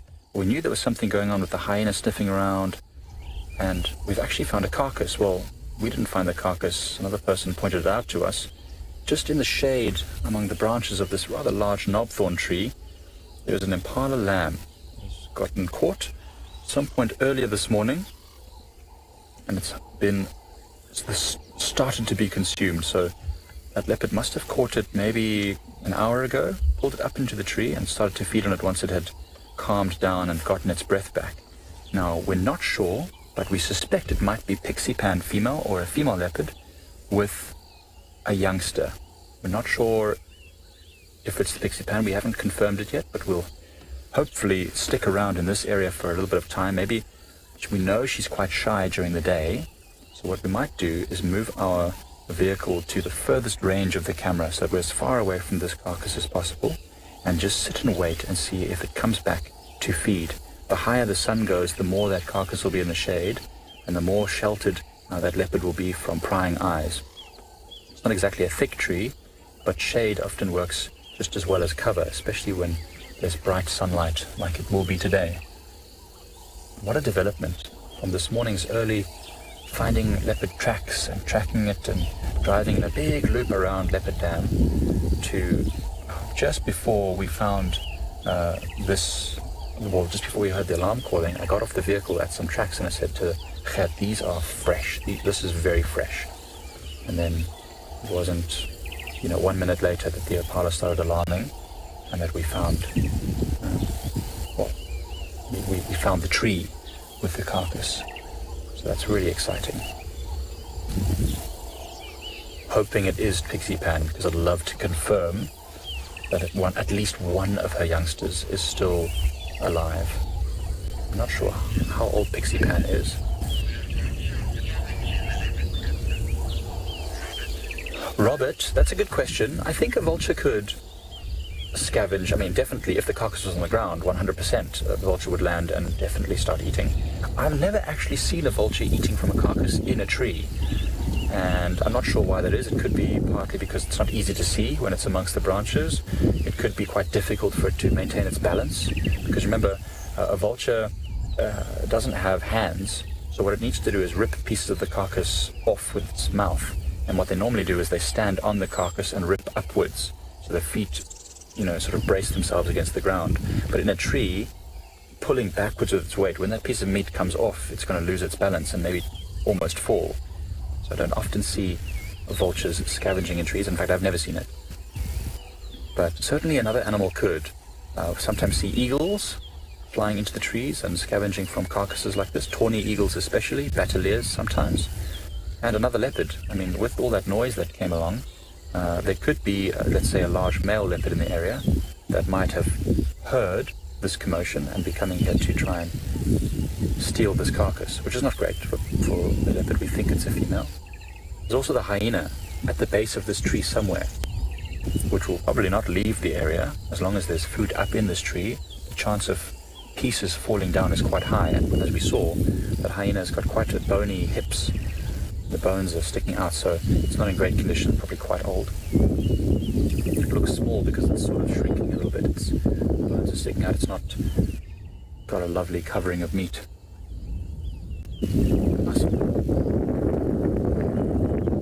The breeze is picking up now, which is also good for this leopard. It means with this stronger breeze, it's a good chance for it to be able to get back to this carcass without being heard or seen with all the moving grasses and leaves.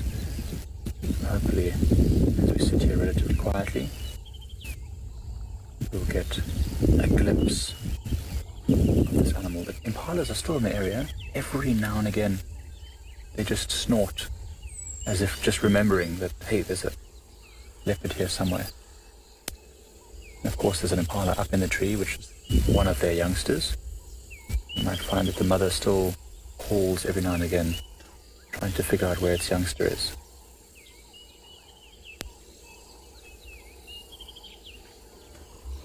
It was interesting, the other game viewer that pointed out the carcass in the tree, they were coming from downwind in the drainage line. And now wind usually travels down slopes, and they actually said they couldn't see the leopard, but they smelt this carcass and they knew there must be a carcass somewhere, and they were just driving slowly, winding, following the wind trail, and that's when they saw the carcass. So, I mean, if they as human beings could smell this carcass, imagine a hyena or another leopard in the area, which not only have a great hearing to hear those alarm calls, but I mean that scent will travel miles and miles.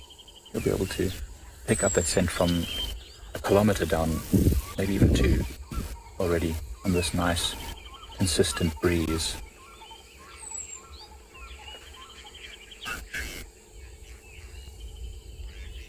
Murphy, definitely. This tree is not an easy tree to climb, being that it's just got one single stem. But certainly lions could climb that tree without a huge amount of difficulty. Getting down would be more difficult.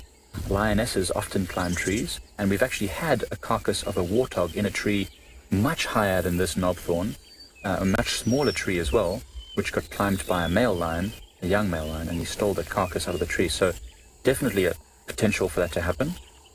I think it all depends on how desperate that lion would be.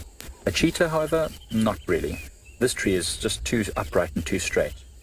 I mean, they are documented to climb up, fallen logs and perch up on the forks of trees, but not usually so high.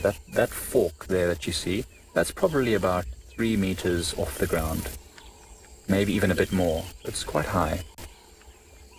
It's too high for them to leap up, and cheetahs don't have the sharp claws and the mobile wrists and strong shoulders and forelimbs that a leopard would have to lift itself up into the tree. It's unlikely for another cat, lion, or a cheetah to steal it, but not impossible. All depends on what was in the area when all this alarming happened. Plenty of interesting stuff happening around. All sorts of birds also using this clearing. But in the meantime, we're just going to sit here, maybe reposition ourselves, and just wait patiently to see what else turns up.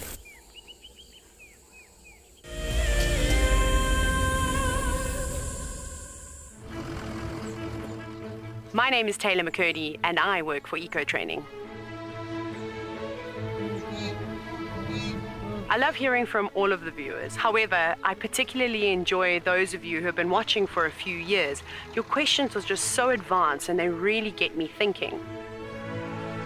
If you'd like to ask a question on Wild Earth, you need to register on our website. Once you've done that, head to the live safari page and submit your questions below the live feed. For the month of January 2021, we are offering a chance to win a unique Wild Earth expedition to the magnificent Tswalu Kalahari. From the ancient Kortai's Koranenberg Mountains to the southern Kalahari's red sand dunes, Tswalu offers what travelers crave most: space and time.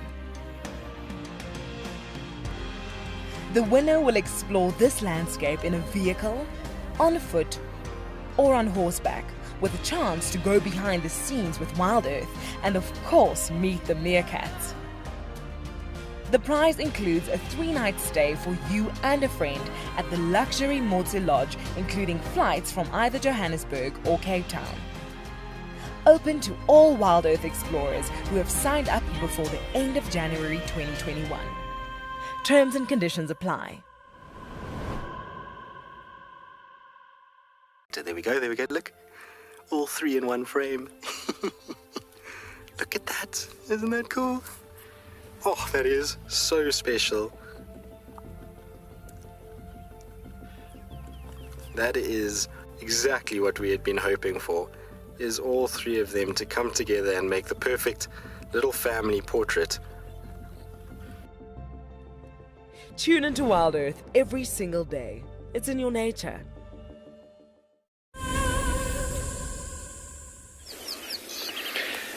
You're back with us at Untitled, and Owen and I have had success. We've managed to find this big elephant bull again. He's not too far where the conservation team left him.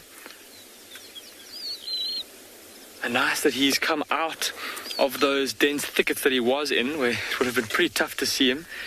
We would have maybe had a view of an ear sticking up above the trees, maybe the odd glimpse of a trunk periscoping up into the tops of the highest branches to get to the best leaves.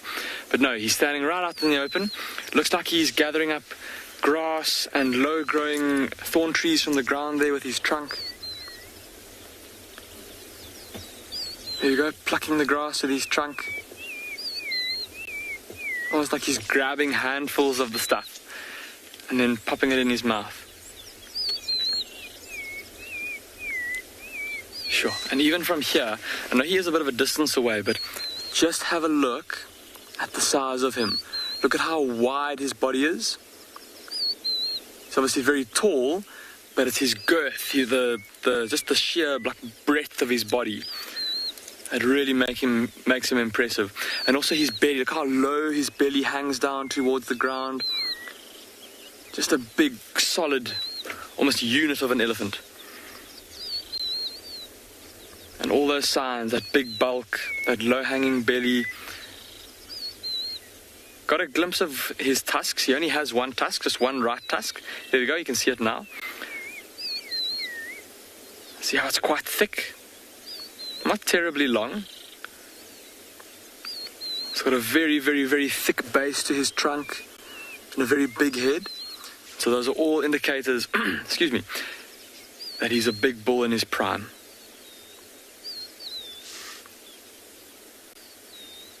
And for the time being, it seems like it's just him here by himself. But I wouldn't be surprised if, because often these old elephant bulls move with younger bulls, often younger bulls that kind of accompany the older bulls and follow them around. Wouldn't be surprised if there aren't a few more in the dense bush somewhere around us here.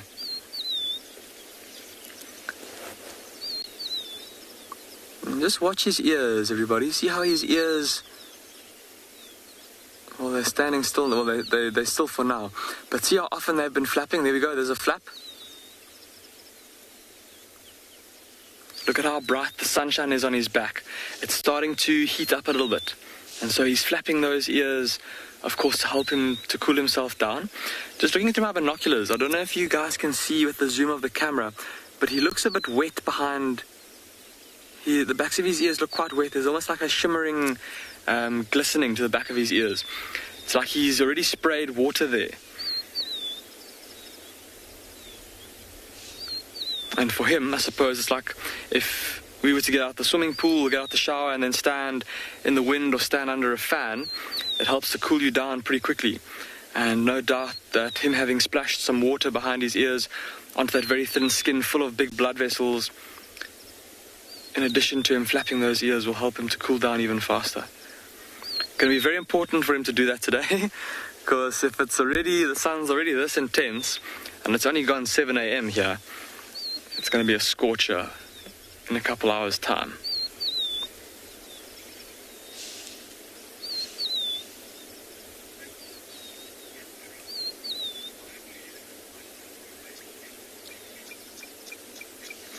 Cantrell, you're asking why do elephants like to throw vegetation on their heads?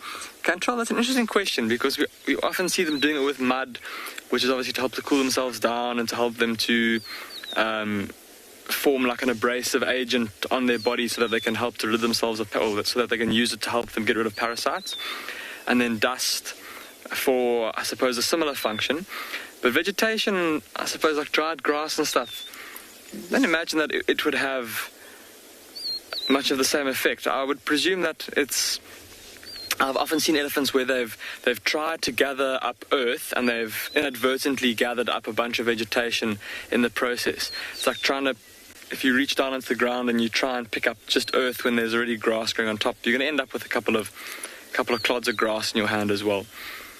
But I can't think, Cantrell, of any benefits that throwing vegetation by itself onto their bodies would bring. What I have seen before, though, is elephant calves, young elephants especially, when they're still trying to grasp the concept of using that trunk effectively.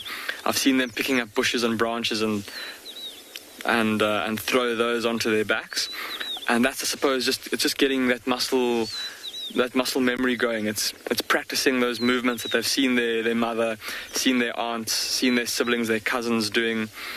I've even seen them pick up branches and swat themselves on their backs repeatedly. It was in such an uncoordinated way that there's no way that it was them trying to, or at least in my mind, it didn't look like they were purposely trying to swat things off of their backs. It just looked like they were having fun. They were just flexing all those muscles in their trunk and practicing those motions. But Cantrell, I suppose maybe if there's no dust or no areas of exposed dust where they can use that to help to protect themselves from the sun, I suppose a big bunch of vegetation on their back might perform a similar function, help to form a bit of a barrier between their skin and the sun, although not a very effective one. But it can be quite comical to see an elephant with a whole bunch of bushes or leaves stuck on its head. And I think that sometimes we see an elephant with a bunch of vegetation on its head and we automatically assume that it's done it on purpose, that it's thrown those leaves or it's thrown that clump of grass onto its, well, grass it would definitely have had to have been the elephant that did that. But if there's leaves and twigs and branches on the elephant's head, it might be from it pushing through bushes. It often gets illustrated when you try and track an elephant bull like this one on foot, following his footprints through bushes. And often when you're tracking an animal, you try to think like the animal. You know, if you come to an obstacle, how would the animal have gone about kind of overcoming the obstacle? For example, like with lions or leopards, they often tend to choose the path of least resistance and they'll stick to a game trail. Same with most animals, in fact. But with elephants, because they're so big, if they want to go through a bush, they'll go through the bush. And so it can be quite funny to be following these elephant tracks and suddenly the tracks go to this impenetrable wall of trees or bushes and you think, where did it go? And you think, oh, it's gone around. But then you kind of pull the branches away, the lower parts of the bushes, and you see that the tracks are actually underneath the bushes. So the elephant has pushed straight through. And invariably when that happens, he gets bushes and sticks and leaves stuck on him. I'm glad, though, that we managed to find this elephant. And it looks like he's pretty content to keep on feeding out in the open clearing there. There is some water a little distance away from here, and perhaps later, as it gets hotter, he'll go down there for a drink and maybe another mud bath. But I think Owen and I are going to leave him for now. We're going to see what else we can find for you. Let's go across to Pridelands to see what they've got.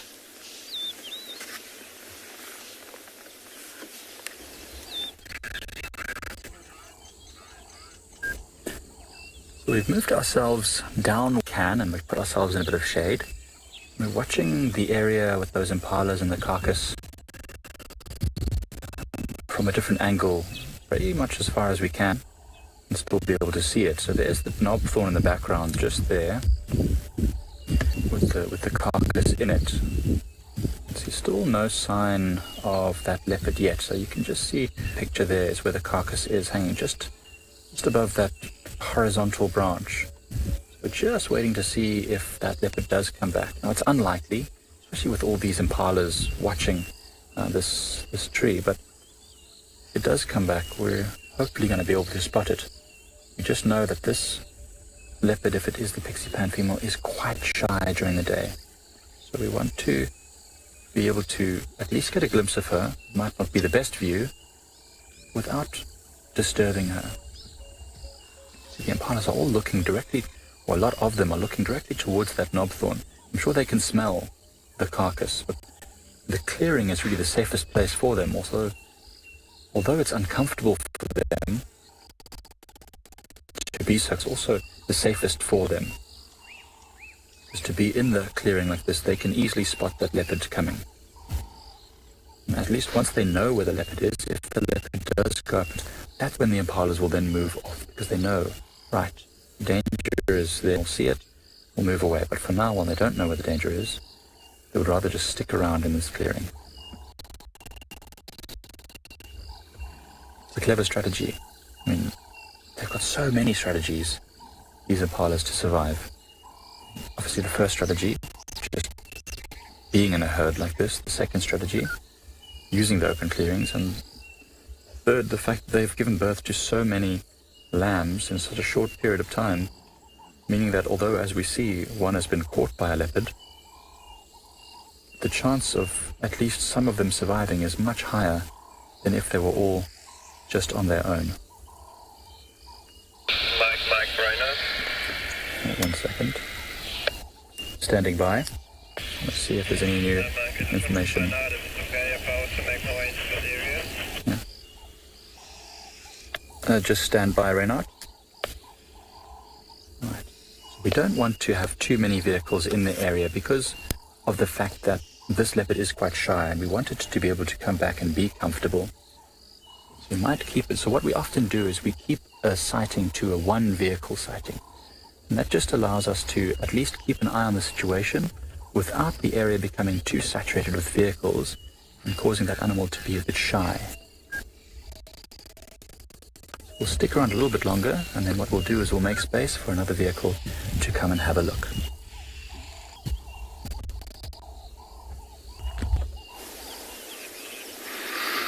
Change of plans here at Untitled. Owen and I decided not to leave the elephant just yet.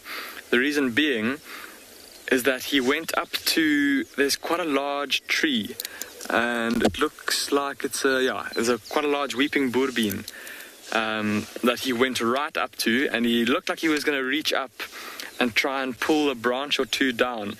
And I don't know, I had this glimmer of hope that he was going to stand up on his back legs and try and rip the branch down. Alas, he didn't though. He's now moved off to the right from where you first saw him when you first came to us.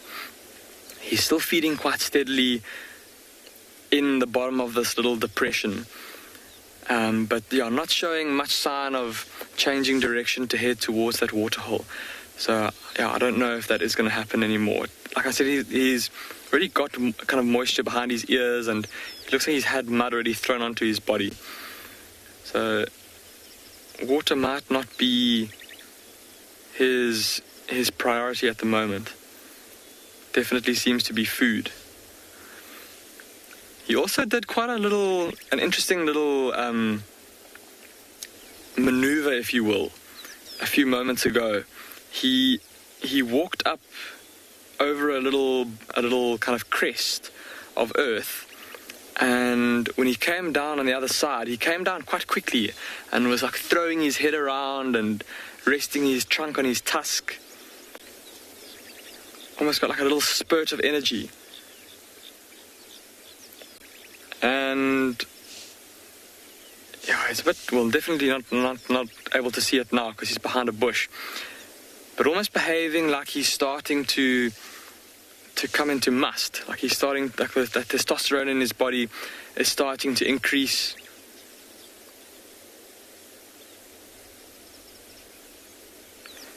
And if that's the case, then that might explain why he's alone. Because the last time, like I was saying, the last time that I saw this bull with the one tusk, like I said, that one tusk, obviously quite a distinctive feature. The last time that I saw him, he was with quite a few other young elephant bulls that were kind of following him along. But if he's on his own, it might be that because he's coming into must and because of that elevation in the testosterone in his body and the accompanying kind of increase in his unpredictability or his irritability, or he often becomes a slightly more aggressive, slightly more almost highly strung, if you will. That might be why the other elephant bulls have left him, to move out of the area to avoid his increased aggression. But the fact that he's feeding like this tells us that he's not quite there yet. But as those chemicals change in his body and as the testosterone increases, he's gonna probably start to seek out a herd if he is coming into must. And for him, that will involve quite a long walk, because at the moment, all of the herds here at Untitled, because of the relative lack of surface water down here in the grassy plains, they are still pushed up into the far north of the reserve in the sandfelt woodlands up there, making use of all the lush vegetation there, all the fruiting trees, make sure that their little ones have enough to eat. And of course also the pretty reliable surface water up there.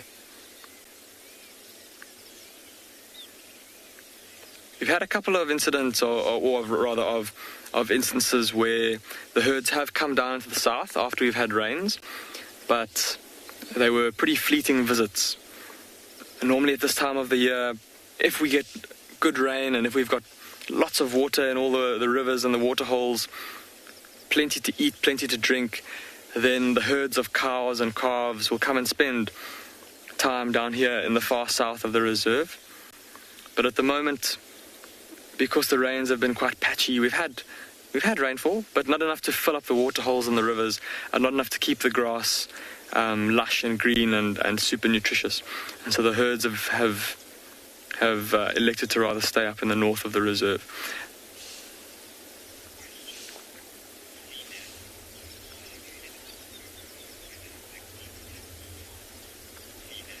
Seanak, you're asking how elephants will cope with hot weather if they can't find water. Seanak, so they'll flap their ears like we were saying earlier. Those very big ears, but with very, very thin skin, are full of blood vessels. So lots of blood flowing through the ears, and by flapping its ears, that elephant will be able to pass a relatively cool air current over that blood that's close to the surface of the skin, and that will help to lower the body temperature. They'll also seek out shade if they can. Obviously, if it's very hot and very dry, there might not be any shade around, but wherever they can, they'll try and seek out shade. They'll throw dust onto themselves to try and, as I said, form that protective barrier between themselves and the sun. Those are the things that come to mind immediately, Seanak. I've also seen before where it's more common with elephant cows, and yeah, well, I've only seen it with elephant cows and their youngsters, where if they're very hot and there's no water around, they'll actually stick their trunk into their mouth and draw water from their stomach, and then spray it onto themselves or onto their calves. But obviously, they would have had water before that to have been able to do that. Or to be able to do that. There's potentially quite an interesting little development here, everybody. So see where the elephant bull is? Just to his left. They're not very easy to see, but there's a couple of buffalo bulls. A little bachelor herd of buffalo bulls that are walking straight towards him. And this might be the little experiment that we need to help us to determine if he is starting to get a bit of an increase in the testosterone in his body. Because if he is, he probably won't tolerate those buffalo coming so close to him. Even though they're no threat to him and they're not really competition for, well, suppose they would. They eat the grass just like the elephant does. But he doesn't have anything to fear from them. He might, though, if he's in a grumpy mood, or, like I was saying, if his testosterone levels are increasing, as they would if he was going into must, he might turn around and give them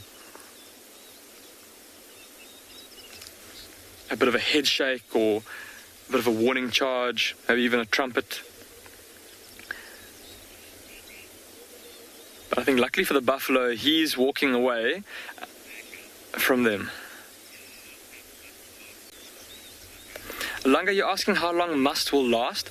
Langa, it depends on the age of the elephant. So when young bulls first start to experience must, it's only for a very short period of time. But when they get to their prime, when they're fully grown and they're in their prime, like this big elephant bull, it can last for months. And in fact, the last time I saw this elephant bull in must, it was a long time. It must have been 2-3 months that he stayed in must for. And the period that he can stay in must for longer will be dependent on his body condition. So if he is able to feed really well and get like fattened up and get really strong, really healthy, like this elephant bull is now, he's super fit looking, he looks fat, he looks muscular, he's in super good condition. He should be able to stay in must for a couple of months. And I mentioned that because of the fact there's the buffalo that's just come into the clearing. Let's see what happens. So because of the fact that when he is in must, he'll be devoting so much of his time to following herds around, to following females around, that he all that time is spent walking and following rather than slowing down to eat as he's doing now. And that causes him to gradually lose condition, and eventually his body condition drops to the extent where he can't maintain must anymore, and that will bring him out of that state. There's a buffalo right in front of him. It's so close to him. Well, it looks so close to him from here. Okay, he's resting his trunk on his tusk again, but he's completely ignoring that buffalo. So yeah, I don't think he's I don't think that he is, or at least he's not. If he is going into must, it's, yeah. Like I said, it was just that little bit of behavior that I saw him doing earlier, where he started to walk around and throw his head all over the place, seemingly for no reason, that I thought that maybe there was a chance. But yeah, he seems to be quite relaxed. And of course, when he does eventually go into must, we'd of course be able to tell, even from a distance like this. We're probably maybe a couple hundred meters away from him. The wind is blowing from him to us, though. And at the height of must, of course, he'll produce that very pungent urine that he'll dribble continuously, that we'll be able to smell from far away. And we'll be able to see the wetness between his back legs from where the urine has been dribbling. His temporal glands will be oozing, and he'll be walking with that must swagger, telling other elephants to keep out of his way. But I think now, as this elephant disappears into those bushes, for real this time, Owen and I are going to leave him, and we're going to continue with our drive to see what else we can find.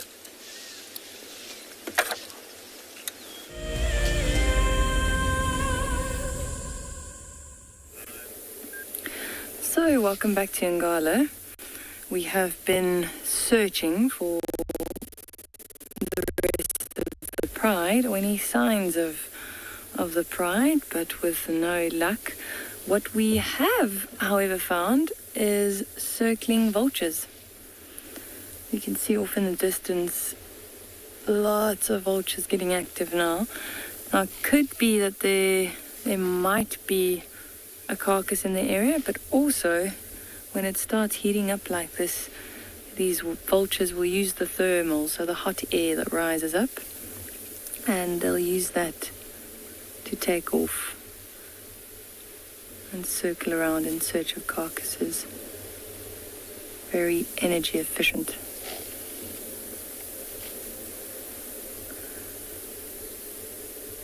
So our plan is to head in that direction, just to go investigate and see if there is something around there. Normally, if you watch these vultures and you see them dropping down, then you know obviously there is something there. This could be quite deceiving when you just see them circling. I do see some of them just hovering up there, so I think this might just be them taking off, looking for something. Now, if they see predators like those male lions, they'll also move into that area. They go quite low. They'll circle around that area just to see if the lions or the predators potentially have a carcass around, and then they'll sit in the trees. They often follow the predators, just in case there's a meal for them. All right, I think let's continue. We're going to head in that direction and see what we can find.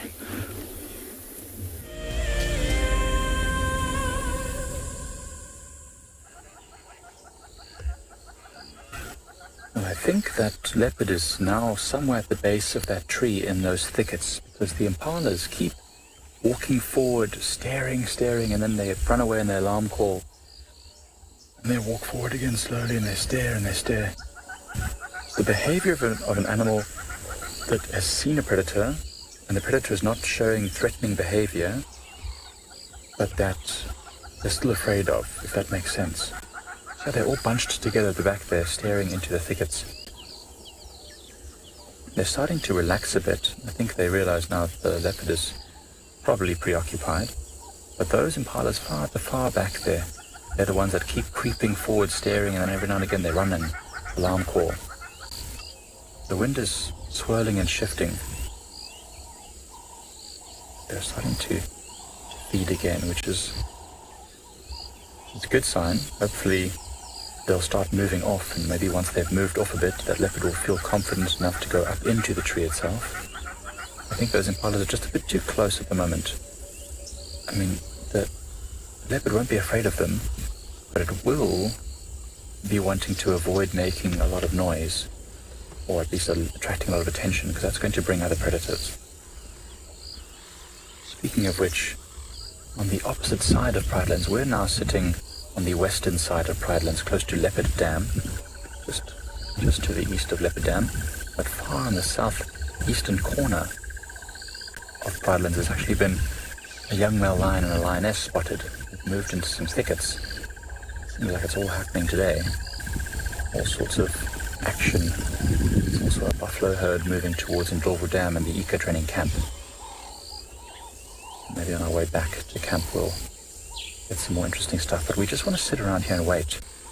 We really want to see what happens. We've been seeing every now and again one single impala here and one single impala there, just slowly making their way back to the herds, or to this herd. So now we don't know exactly how they do that. I mean, there's probably a certain amount to do with their hearing. They can hear the little noises that the impala makes, so they can make their way back, but also we think the metatarsal gland at the bottom of their back legs might release some sort of a scent, which the impalas can then use to regroup after an event like this. One very strange young impala is behind our vehicle, like this one, moving off by itself. This is very strange. It's putting itself in a very dangerous position. Jerome, I think the smell of the kill certainly doesn't make them comfortable. I don't think those impala will like that smell very much. But I don't know if it scares them as such. I mean, especially because they know, they've established that there's danger. They know exactly where the danger is, or at least where it's likely to be. And they're in a big clearing.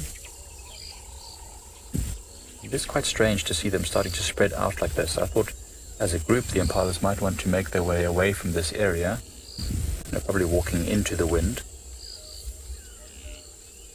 so they can move away, but seem to be quite content to stick around here. You can see the youngsters as well starting to group up. This female moving towards a little nursery group of youngsters. Now what we saw earlier was one female impala like this walking back to the group after having been separated during the hunt, during when this leopard hunted these impalas, and it bypassed all the other adult impalas, and I really wondered, was it going to have any sort of interaction at all to reaffirm the fact that it's rejoined the herd? I mean, is there some sort of social bonding that happens? And it seemed to ignore all the other impalas and went straight to the youngsters and started sniffing all around the youngsters. So I suspect that obviously it was a mother and it was trying to find out where its youngster is. Hopefully not up in a tree.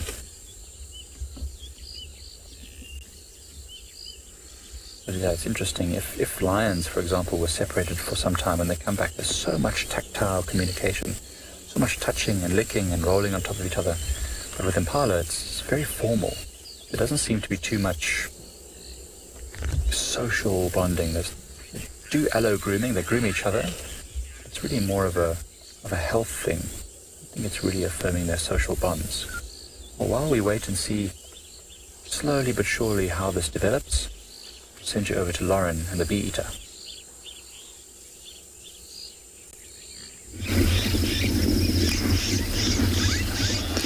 Sighting of the morning.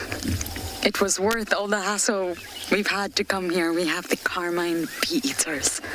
Only my second ever sighting of them, and Davi's first. Davi, are you impressed? So happy. How impressed? Very. Very. Yes. I promised him I would get them, and I've got them. Now, the carmine bee eaters did not arrive last year that we know of. I mean, we didn't traverse Buffelshoek last year, but of course we do talk to one another on the radio, and we do call things like this in. It's not just a big five. And the carmines are here, the most beautiful pink birds. There's another one, Davi, just off to the left. It's bright pink. I think you can see this check. There we go. We get the little bee eaters, which are very little in size, and we get the carmine bee eaters. And they are intra-African migrants, and they just did not arrive last year. That's why everyone's so excited to see them.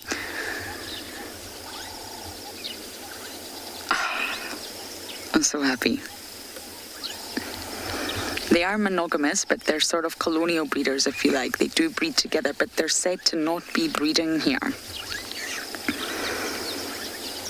They're not using the little tunnels in this sort of embankment of riverbeds.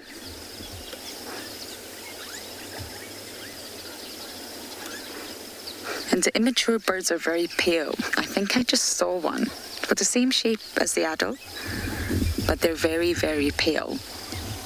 When they're bright like this, bright pink, bright turquoise, you know that you're looking at the adults.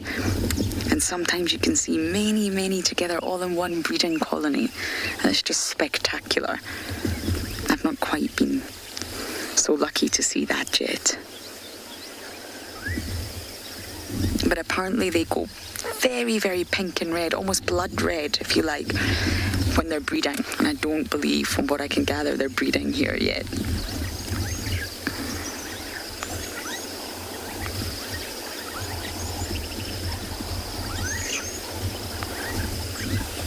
Or I think they may have possibly already done that in a different area. Megan, you love the colours. I know, I'm not a very pink person, I must admit. But the colours are just spectacular. Really spectacular. I can't believe we found them. I've been saying to Davi, I want to show you these bee eaters, and we've just got lucky. No luck with leopards, but that's okay. There's still plenty time. These bee eaters are worth it.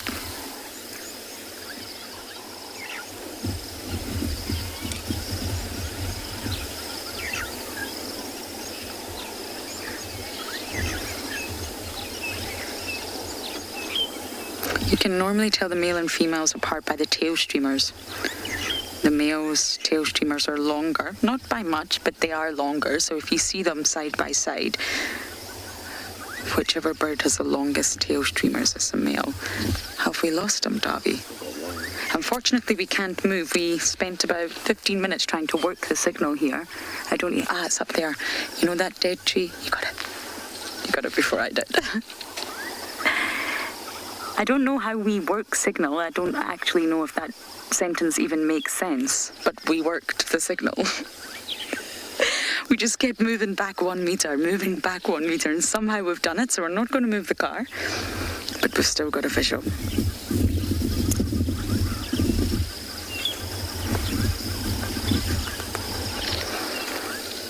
This is such an incredible sighting. 2.5 years I've waited to see a Carmine bee eater. They were very much at the top of my bird list. And somehow we've managed to get lucky. They've been seen in the west as well.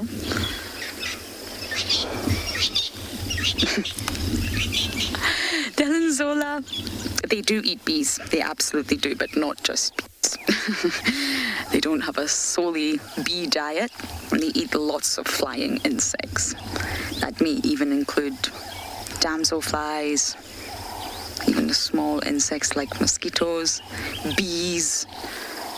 I don't believe they eat butterflies, as far as I know, but they will go for... Actually, they do eat butterflies. Sorry, I take that back. They do. Any insect that's flying, really. But they're just known to eat bees. And I think the name bee eater is really lovely for some reason. So they're aerial foragers. They'll perch like this and they'll capture their prey in the air.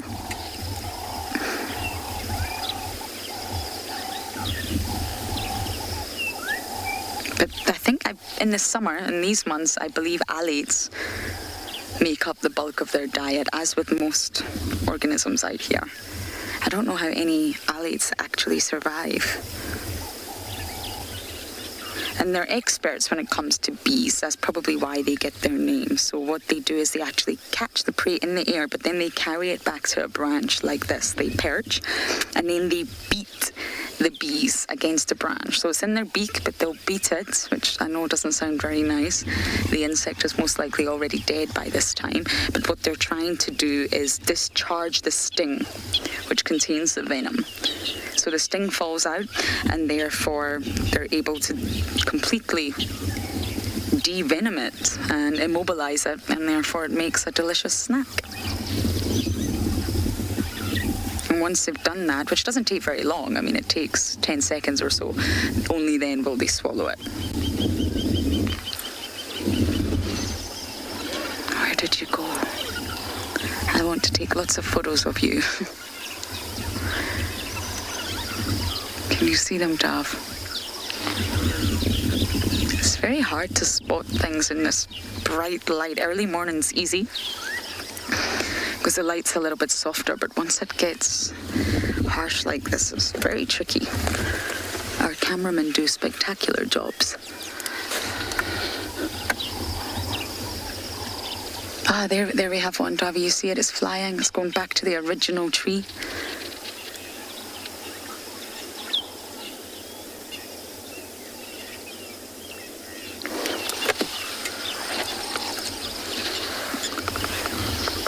Yes, there we go. We've managed to locate one. It's a long distance visual. I am sorry. We just, in terms of signal, we really just cannot move any further. And Marianne, you're asking about how far up, because I mentioned that they are an intra-African migrant.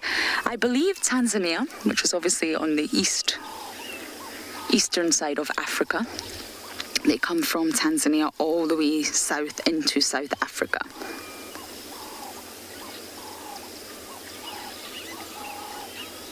And they breed all the way down, depending on which sort of colony you're following.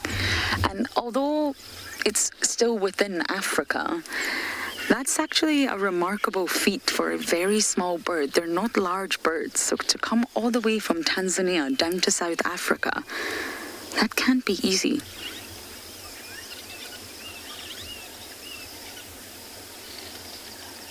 And they've been found in Mozambique, Botswana, Zimbabwe, Namibia, South Africa, Angola. But they come from as far up as Tanzania. And they start their remarkable journey south. This one doesn't look as bright. I could be wrong. It's very far. I'm looking into a very small monitor, but I wonder if that's the juvenile.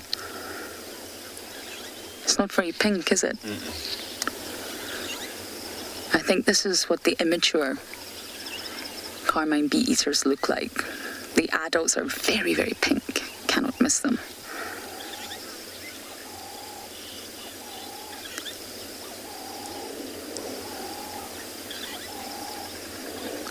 I am literally overjoyed, and I am going to take a few photos, and I am not going to lie, but we're going to send you guys across to Pinda with the rhino.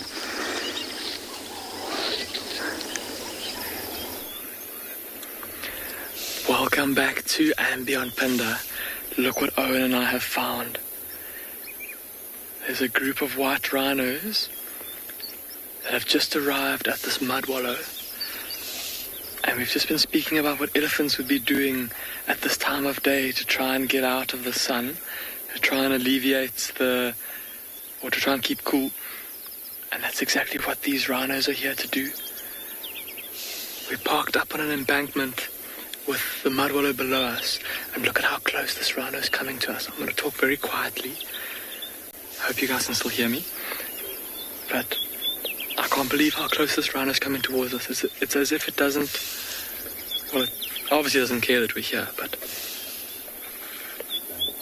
He's going into the mud.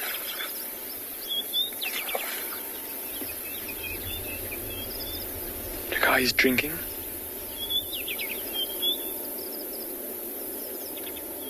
The last little bit of water left in this mud wallow. Everything else has already turned to mud.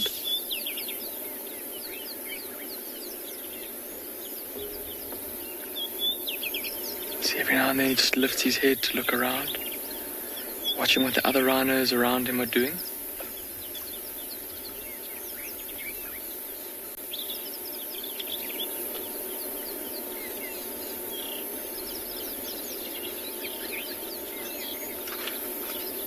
Listen to the sound. Listen to the sounds of the mud sucking as his feet lift out the mud.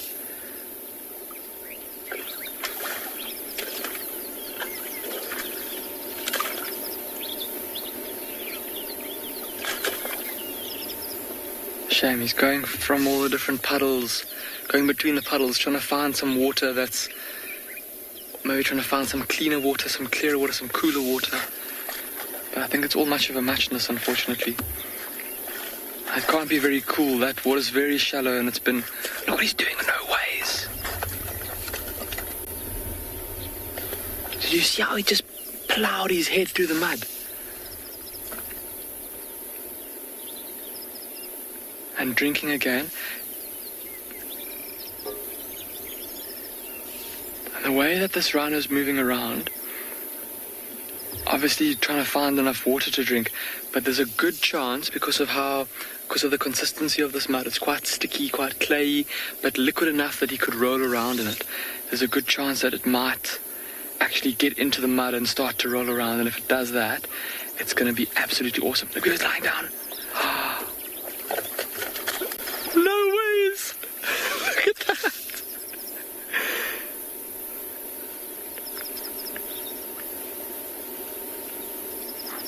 So lying down into the mud, and did you hear it exhale? There's like a sigh of contentment, like like just imagine someone getting into a hot bath on a cold day, or drinking a cold glass of water or a cold glass of lemonade also on a hot day. It's rolling onto its back. No way, it's trying to get its back covered in mud.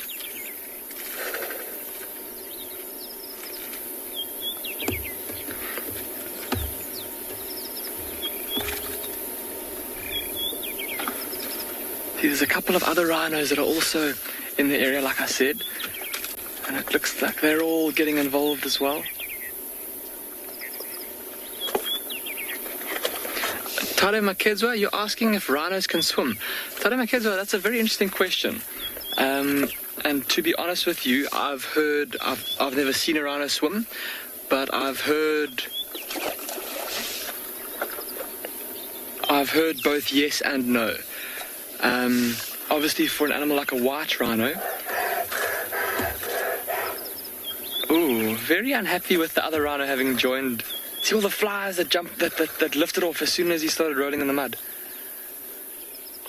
Tadamakezwa, sorry, to come back to your question, I've heard yes and no.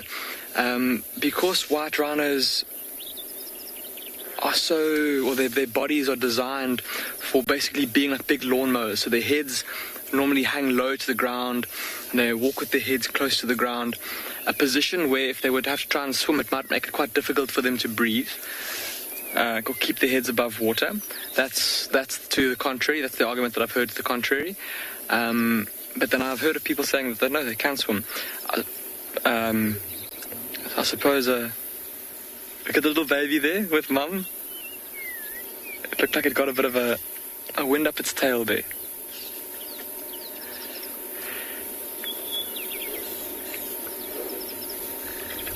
But yeah, Tadamakezwa, typically it's not something that rhinos will look to go and do intentionally, is go and swim.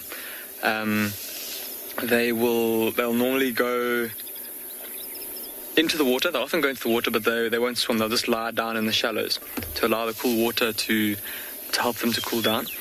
I suppose another argument to the contrary, Tadamakezwa, would be that I heard about apparently when Lake Kariba, a big dam in the north of Zimbabwe, was built. Apparently there were a bunch of islands that formed, and animals got stranded on the islands in the middle of the dam, and people had to go and rescue them. But now, I don't know how long they waited before they decided to go in and rescue the animals. Among them were rhinos. Perhaps if they'd waited long enough, that rhino could have made its own way off of the island. But yeah, swimming is not something that rhinos will typically go and look to do. The only instances where they'd find themselves in the situation, I suppose, where they'd have to try is if they maybe got blocked off by a flooding river or something like that. Excuse me. And again, rolling onto its back. Look at that.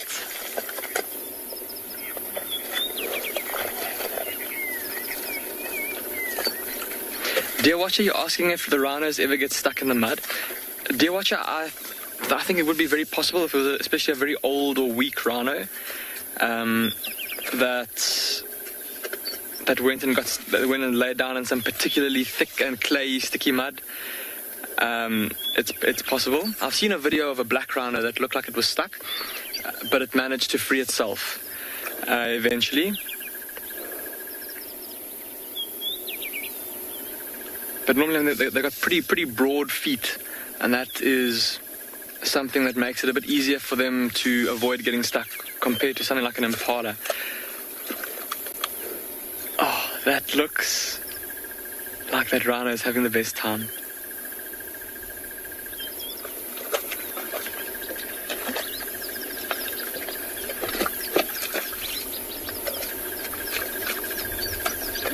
Oh, he's absolutely covered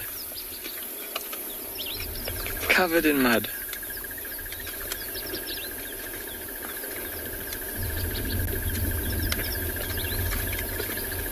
You can hear his tail slapping his body. It's so wet and sticky. It looks like he's going towards that female with her calf there. Let's see how they react to him.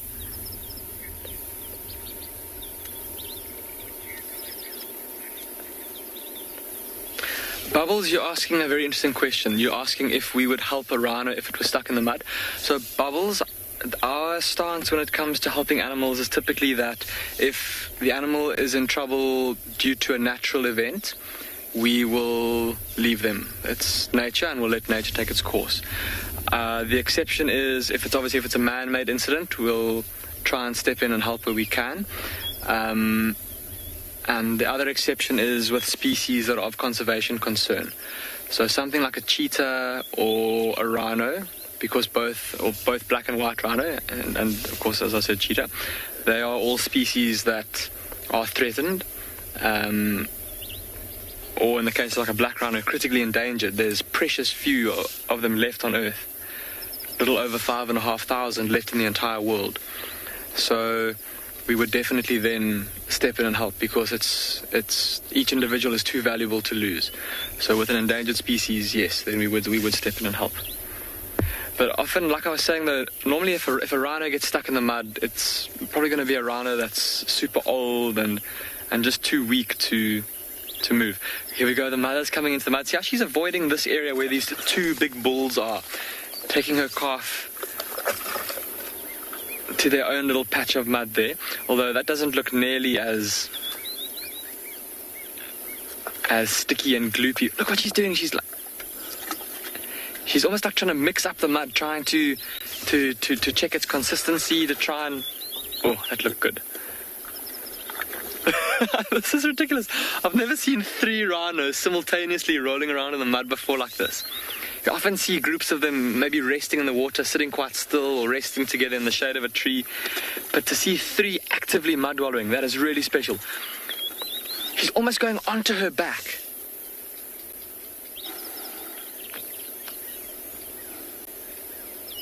Now, of course, with that elephant bull, we said that he'd have his trunk to throw the mud onto his back and protect his back from the harsh rays of the sun.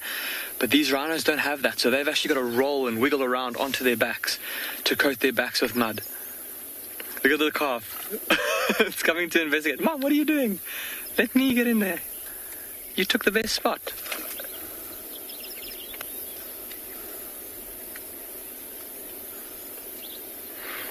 I've never seen a rhino calf this size mud wallow before. If it starts to roll in the mud, it's A, going to be super cute, and B, it's going to be a first time for me to see.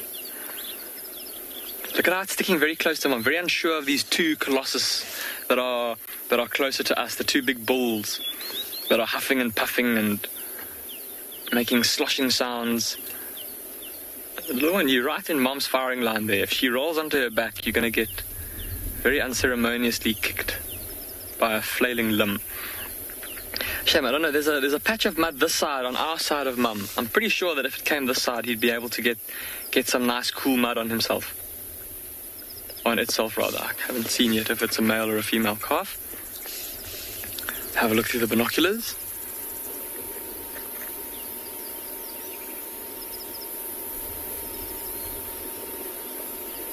It's just standing at the wrong... Oh, it's a little male.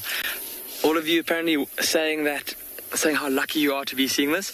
You really are, and I can't believe our luck either, that we just came around the corner and these rhinos were here just about to get into the mud. And often with rhinos, it always seems to happen that we arrive at the mud wallow as they're kind of finishing up with their mud bath and as they're starting to move away. So we got super lucky with our timing. that we got here as they were all arriving and looking to get started with their mud baths. But I think it's a sign of things to come today. The fact that these rhinos are also actively rolling at this time of the morning. The fact that elephant bull was already covered in mud. Oh. Did you hear the sound of that rhino exhaling there? Those of you watched it yesterday, I spoke about the black rhino and how when it snorts through its nostrils, how you can just hear that it's a big set of lungs that are making that sound. That was no exception. All that air coming out of that rhino's nostrils, that big exhalation, you can just tell it's a big animal making that sound. Very impressive to hear.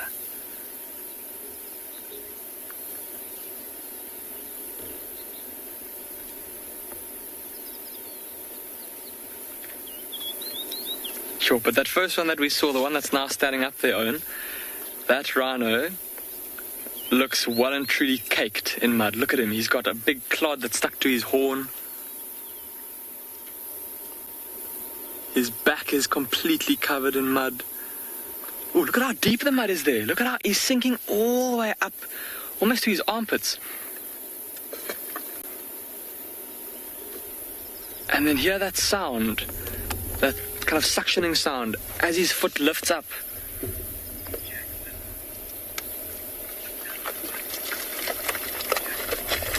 Jackson, you're asking what the mud smells like. Jackson, from here, I actually can't smell it.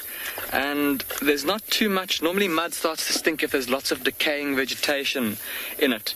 And because of this little mud wallow's position where it is, there's only really grass around it. There's not very many trees that are dropping leaves into it. So there's very little vegetation, very little decaying vegetation in the mud.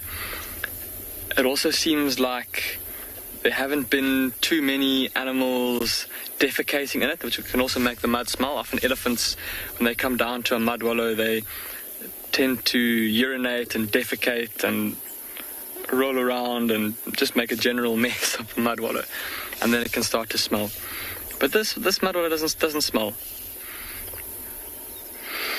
I'm just taking some deeper whiffs because there's just been a slight gust of wind from the mud towards us, but I still can't smell anything. What a special sight though. I think Owen and I are definitely going to spend a bit more time here to see what happens. It looks like there might be an interaction that might happen between the mother and that bull on the far left, so let's see what happens.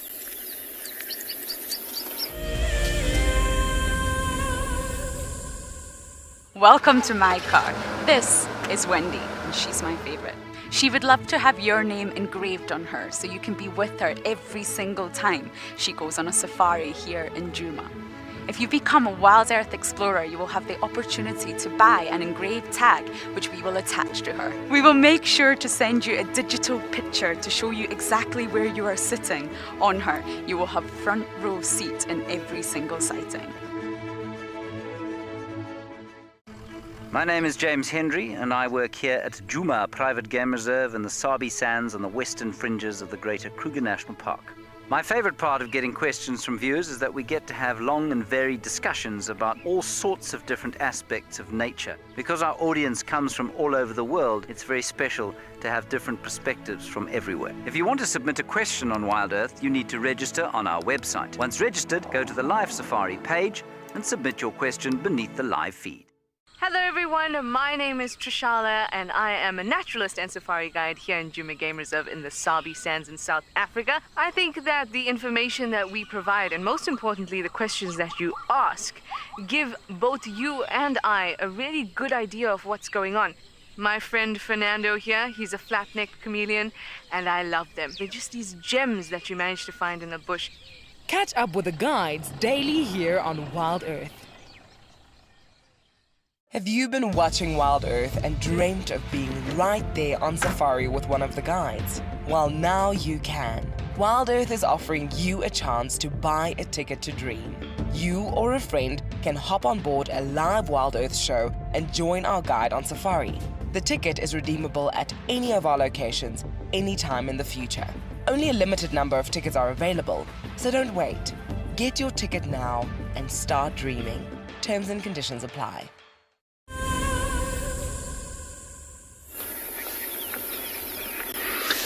Welcome back to Beyond Punda.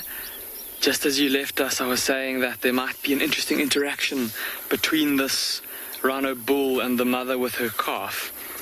And he's standing very close to them. Look at that. He's right there by her. Currently looking at the calf.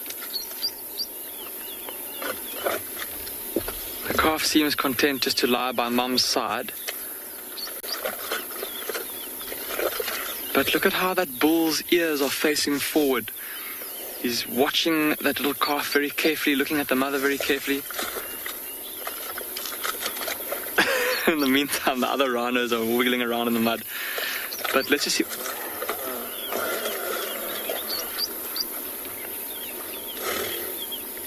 So much sound going on. It's tough to know where to start. There's a rhino that's next to us that's rolling around in the mud, and it sounds like a car trying to squeeze through a rubber padded parking bay or something. This sounds like rubber rubbing against something solid.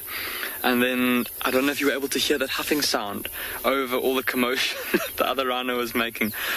That like sound, and that was what the mother rhino was making as a warning to that bull. Jeez, did you hear that snort? Probably trying to get some mud out of his nostrils.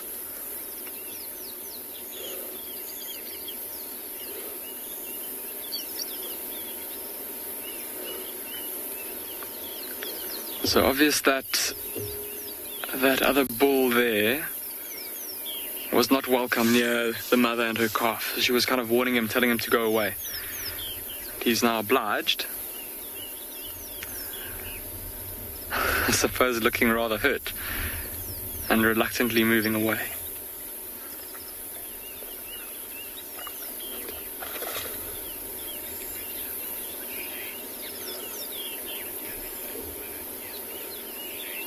Shane, you're asking what would cause the damage on the rhino's ears. You're referring to the kind of nicks and notches.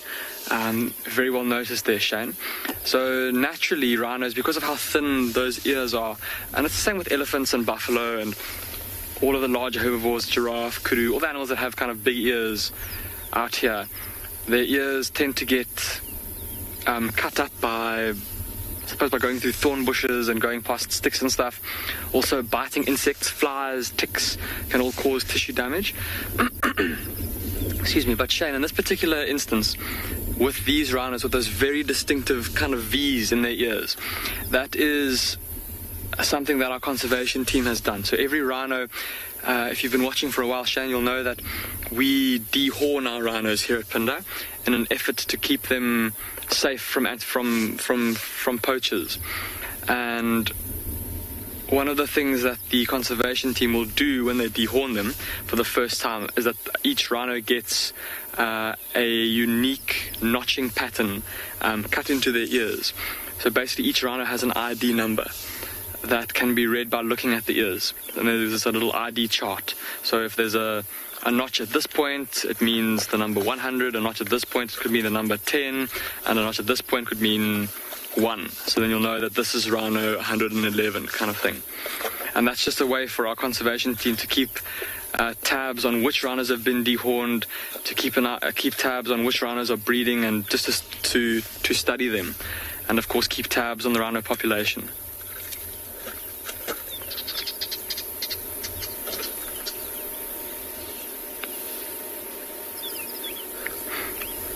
And it has no effect on the rhino. It doesn't affect their hearing. Doesn't hurt the rhino. It's done under, obviously while they're still sedated, while we are dehorning them. But a very important tool in terms, or very, very important thing to do in terms of keeping tabs on the rhino numbers and conserving them.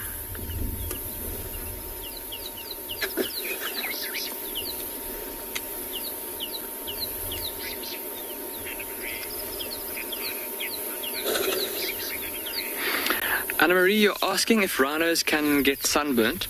Anna-Marie, not in the same way that we do. So, like, their skin doesn't change color or blister like it does with us, but they can certainly get. Listen to the sounds of these rhinos walking around. They certainly get hot, and presumably their skin would still get damaged if exposed to the sun for too long. Which is one of the reasons, which is of course why they're doing this, and really why they're rolling in the mud, to protect their skin.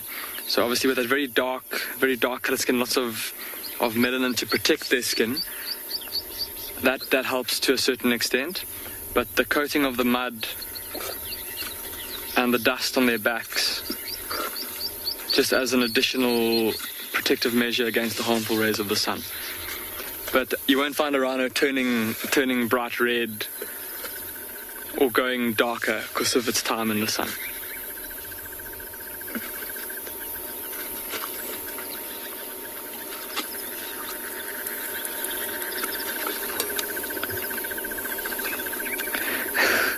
This fourth rhino is now approaching the mother and the calf. We'll see what happens, because he looks like he's also a bull. So he might also incite a similar response from the cow. She might start to huff at him. Oh, she's going to roll over.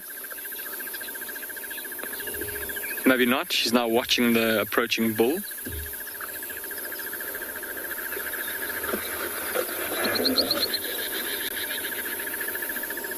There's our answer. She's also not too keen on him approaching her either. And in fact, she's so displeased by his presence that she stood up. Had enough of this. She can't. Seems like she can't have a mud wallow in peace without getting harassed by these two males.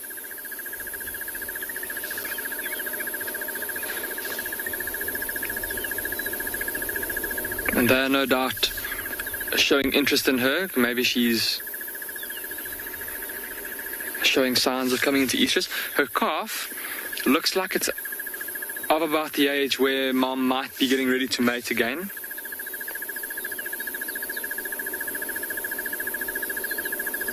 Sure, we've been so lucky in the past couple of weeks. I heard that Matt apparently the other day showed you guys rhinos mating, and of course Kim as well a few weeks ago also showed you guys mating rhinos, and it's just fantastic to see, you know, that they are reproducing. Fantastic to see this little calf, Shame, who now is not going to get a chance to have a mud wallow because this bull is encroaching on their space. Shame, little guy.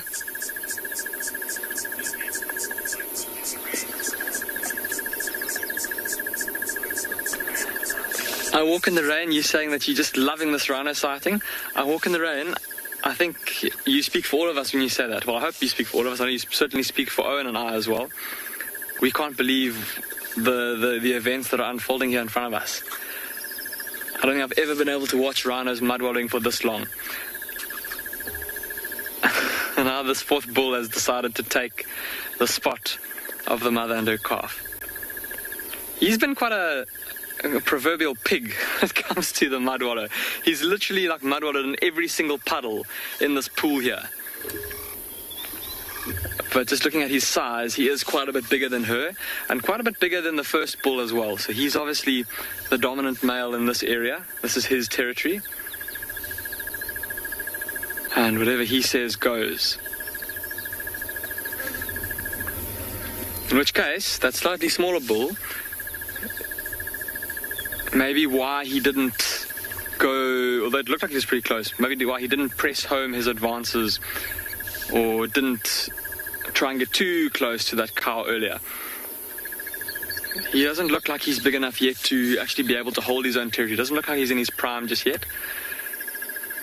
And so if he did try anything with this rhino cow, he would no doubt get rebuffed by this big bull, which could mean trouble for the younger bull. Shame, all the rhinos are standing around the mud wallow watching this big guy hogging the last little patch of mud. Shall we have a look at Mama's horn, everybody, or the stump where her horn would be? Look at how covered in mud she is. She's literally got like a sculpture coming out of her face. From where, I don't know if you remember when she first got into the mud, how she almost plowed through it with her face. Like she was mixing it up, breaking the dry layer on the top.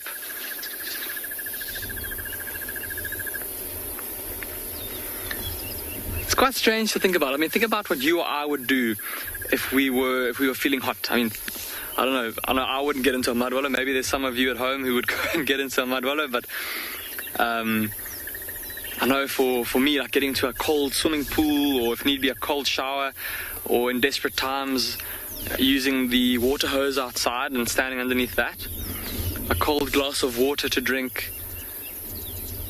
Think about these rhinos out here. They don't have a fridge where they can go and open it up and get a cold glass of water out of the fridge, or a cold lemonade, or a cold soft drink. Sometimes they've even got cold water to drink. I mean, this water here, it's been sitting in the sun. It's probably quite warm, quite unpleasant. But that's what they've got.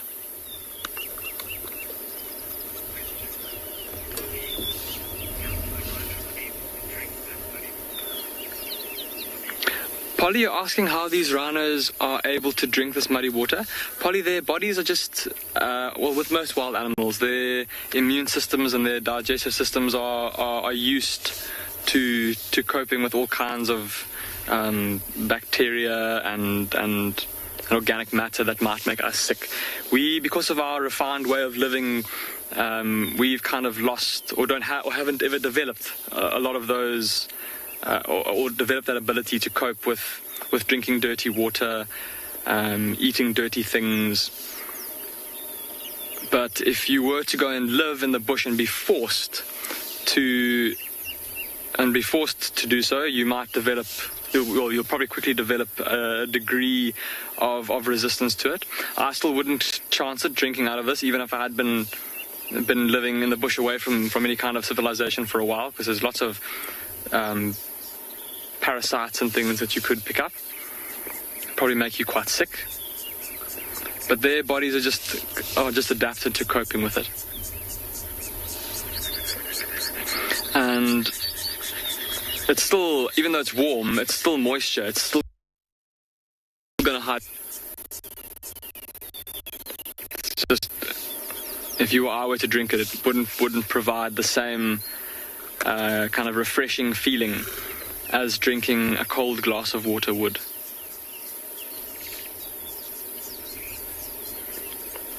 Shame, that poor little calf, all it wants to do is just to sleep next to Mom. Shame. It didn't get a chance to roll around in the mud. I just want to do it by the big bull.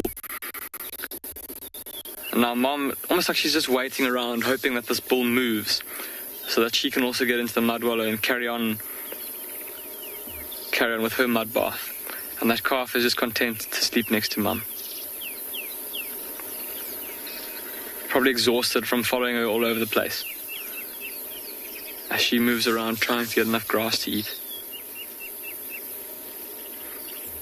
And where they're sitting, it's not a particularly shaded spot, so I wouldn't be surprised if a bit later they move into the shade somewhere.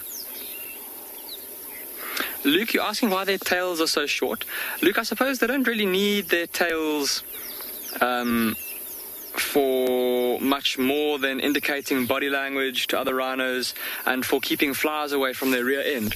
So with that tail being that long, it's more than long enough to keep any kind of biting insects away from their rear end.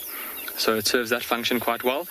In terms of indicating body language, it doesn't really need to be much longer than that. Other rhinos can see if their tails are curled up. Typically, animals that have very long tails tend to need them for balance. Think about like a leopard, where it needs that tail when it's trying to clamber around in the canopy of a tree. Or think about a cheetah with that long tail, very broad long tail, and it uses that tail like a rudder for steering. Monkeys climbing up in the trees, they need those long tails for balance and to help them clambering around. Big animals like rhinos and elephants, they don't really need their tail for much more other than swatting flies, really. But imagine what a rhino would look like if it had a super long tail. I suppose if it was a thicker tail and a bit longer, they might look like a ceratopsian, like one of the, like a triceratops, a dinosaur of some sort. Definitely give you that very prehistoric feeling looking at these rhinos.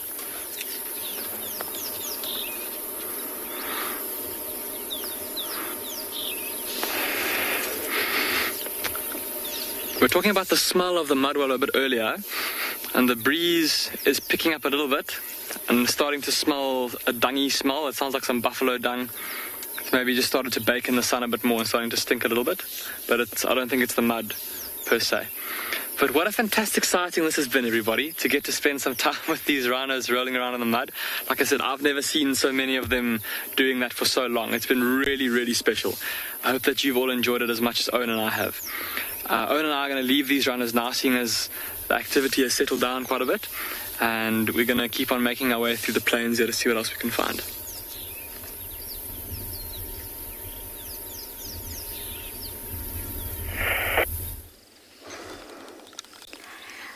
Go, Davy, go. I think we've got a martial eagle here, everyone. I cannot believe it. I cannot believe it. I think it's a martial.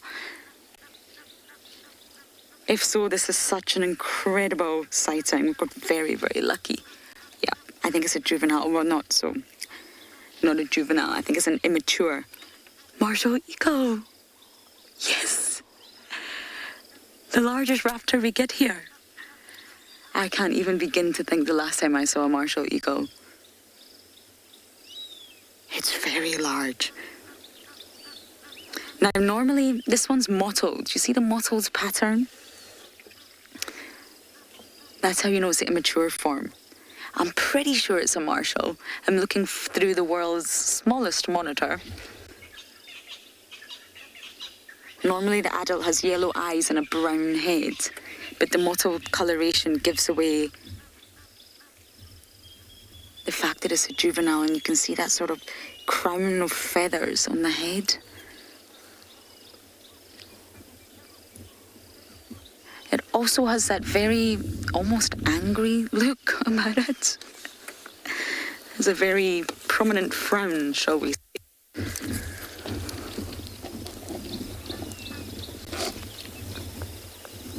I'm pretty sure that's what we're looking at. A raptor that size. We're on Chitwa Dam Wall. I believe a leopard is around here somewhere, but none of our radios are working, which is making life a little bit challenging, but we'll get there.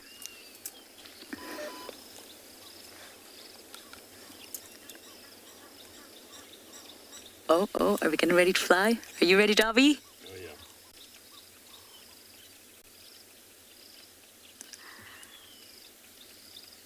Fantastic. Would you look at that?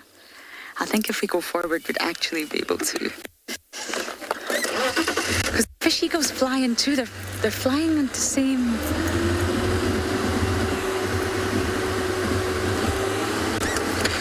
Oh, dearie me. I think we'll be carless soon here. There we go.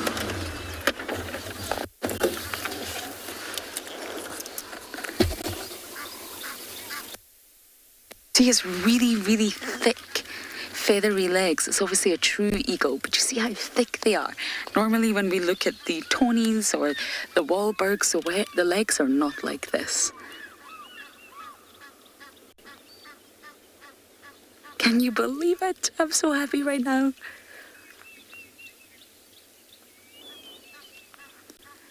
Now, marshals, their diet varies so much regionally, but they can go for small mammals. And when I say small, I'm not just talking about your bushveld gerbils or your dwarf mongoose. I'm talking about impala lambs and jackals and baby baboons.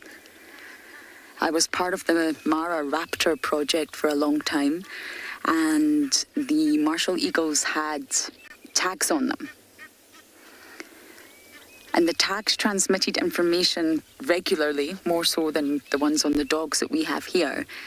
And it was able to tell you when the raptor was hunting, due to the sort of speed and the direction. They can tell when it's sitting horizontally on a branch, and they can also tell when it's in flight, but they can also tell when it's swooping downwards to hunt. So we would get sent the GPS coordinates and we would go to investigate. We would go to that place if it was accessible. And my goodness, sometimes you would find the marshal. You can identify them. They all had unique codes, monogamous pairs. Or sometimes you would find the kill.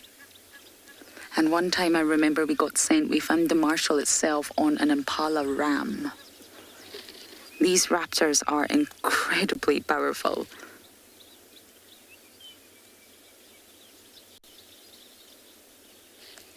Huge wingspan.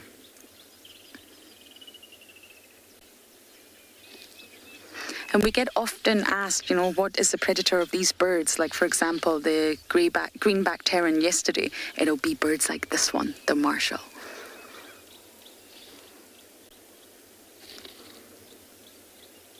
But it's definitely not an adult, that's for sure. It's definitely an immature bird. Wow. And it's usually silent, not like the fish eagle or the warbirds. It's normally silent. It's listed as vulnerable by the IUCN, so this is a very special sighting. It's very uncommon for this area. Even in the Masai Mara, it's not common. They've got all their monogamous pairs tagged, but it's not a common sighting.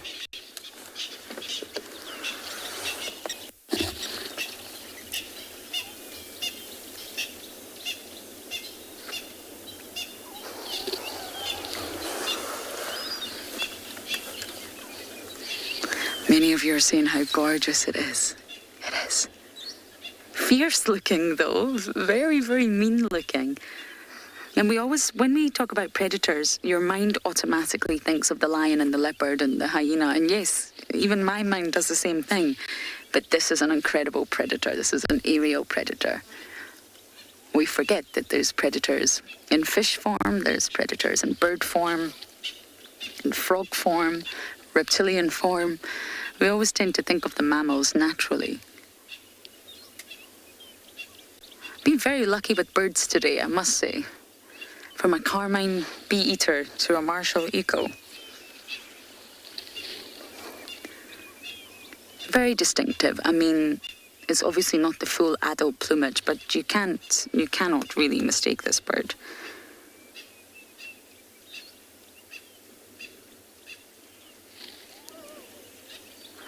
The females are said to be larger than the males, which is very common among raptors for reproductive reasons. But unless you see them together, it's almost impossible.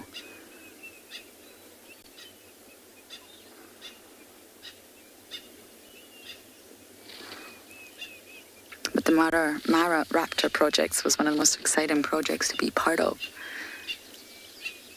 And because they are listed as vulnerable, I think there's only maybe 8 monogamous pairs that they know of. And that's why they monitor them.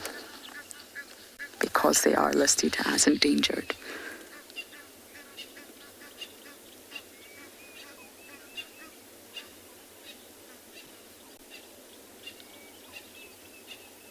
Raptors all have such keen eyesight, so by sitting really high at the top of the tree, they can see everything. A huge visual field.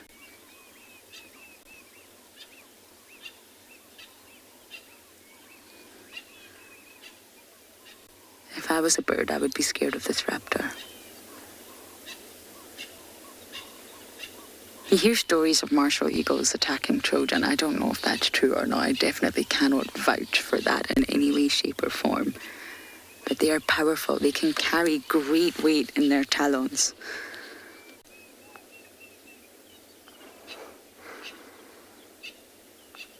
And being a raptor, that's what they do. Use their talons first to seize, and then only use their beak. Go, Davy.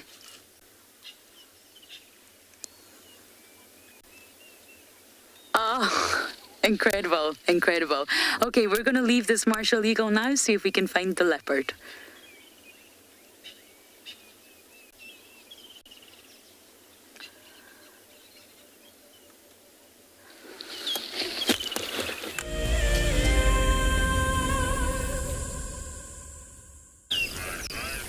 We left that carcass in a tree. The impalas were sporadically alarm calling. Decided to just wait and leave the area, see if it comes back. And in the meantime, we found this elephant bull here at Leopard Dam. And what's really strange is that it's got a big infection right on its penile sheath. Look what it's doing. It's constantly spraying water directly on its penile sheath to try and soothe that wound. We actually saw this elephant bull yesterday, and it looks like that infection is starting to get more and more uncomfortable because it's very swollen. It's obviously very, very itchy as well. Yesterday when we saw it, it was being bothered by a lot of flies. And you can see what it's doing now. It's literally just constantly spraying between its legs in order to try and wash the wound and clean it, and very, very uncomfortable. This elephant bull has a collar, which means it's one of the elephants which the researchers in the area are following to see its progress, see what it does, where it moves. And what I've done is I've told them that this elephant seems to be having an infection. And I wonder, although we very rarely get involved with animals, because this is a collared elephant, they might be interested to come and maybe see what kind of infection it has, or if there's anything that they can do. I mean, we wouldn't usually get involved in most animals if it was a natural illness. So we'll have to wait and see what happens. But it's definitely an elephant that we probably want to keep our distance, not get too close to, because of the irritation that he's suffering. He might be likely to be quite angry or frustrated. Not an elephant we want to get too close to. Hopefully he's going to stick around Leopard Dam and have a bit of a swim and soothe that wound and feel a lot more comfortable.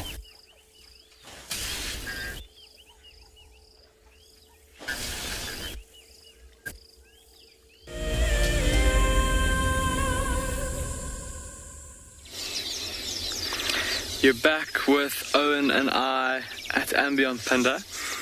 We've come down to check one of the more prominent water holes in this area. And the scene that we have found ourselves is just absolutely spectacular. I cannot believe it. There are just giraffe everywhere. And zebras and wildebeest. There's a whole bunch of black-headed herons as well. All congregating around this water here. Just doing a quick count. 1, 2, 3, 4, 5, 6, 7, 8, 9, 10. It's probably about 12 or 13 giraffe that I can see from this little spot that we're sitting at. And all of them, I don't know if you can see those ones down in that group there, how they've all got pretty robust horns and ball tips to their horns, and the fact that they're all play fighting with each other, all indicators that they are males. All pretty young males, they're not too big. Whoa! There's one trying to mount the other. Typical display or typical behavior of young male giraffes. Lots of play fighting and horsing around, so to speak.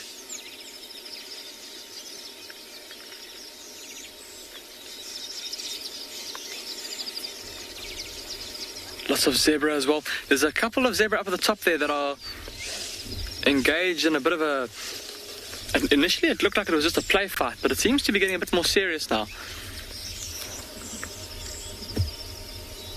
Looks like two stallions chasing each other around. Yeah, it doesn't seem to be too serious. They're kind of neck wrestling and kind of rearing up on their back legs, but there's no serious biting or kicking going on. But look at these giraffes, how they're walking. They're almost walking in unison, and they've been doing this now for a while. They almost seem to, as soon as the one in the front starts to walk, the others start to follow along behind it, moving almost like a shoal of bait fish that's being corralled by a predator. They're coming straight towards us though. Let's see where they go. They're heading towards, I don't know if you can see him, he's in the shade of a tamboti tree, but the only, let's see now, I was going to say the only mature or the only fully grown looking bull, but I think even he is not quite fully grown. He just looks a bit bigger because he's standing on a bit of a rise.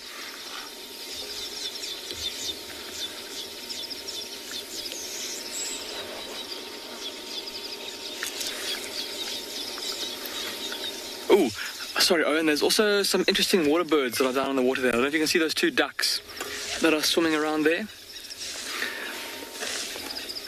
Apparently all of you remarking on the beautiful scenes that we have been seeing at Phinda this morning. It's been such a special morning. I know we set out to look for lions and we haven't found lions, but I think that all of the things we've been seeing, the broad-billed roller and the rhinos and the giraffes, it has really been special. Can you see those 2 ducks down there, Owen? So see those 2 ducks down there, everyone? I don't know if any of you have seen these before. They may be, for those of you who are keeping a bird list, they may be new species for you. These are called red-billed teals. See the very brightly coloured red bill and that dark cap of chocolatey brown feathers on top of the head. Bit of a 2-tone head. They've got like pale cheeks and a very dark kind of cap to the head with the red beak.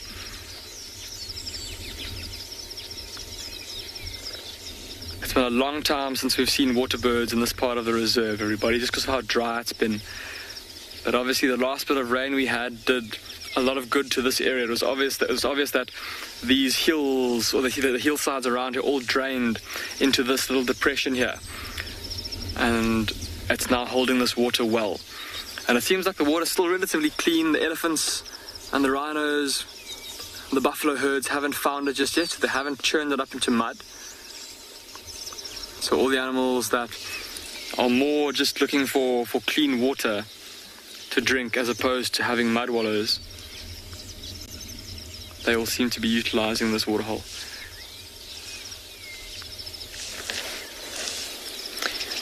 There's 2 young giraffes that are still play fighting, swinging their necks at each other.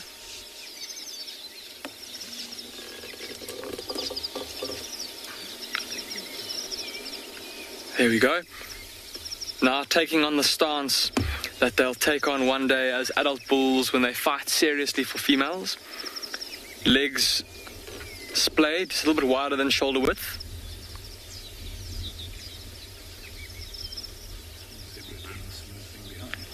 Yeah, and Owens is saying some zebra neck wrestling as well behind. There's a very deep booming sound in the background. I'm going to keep quiet for a second.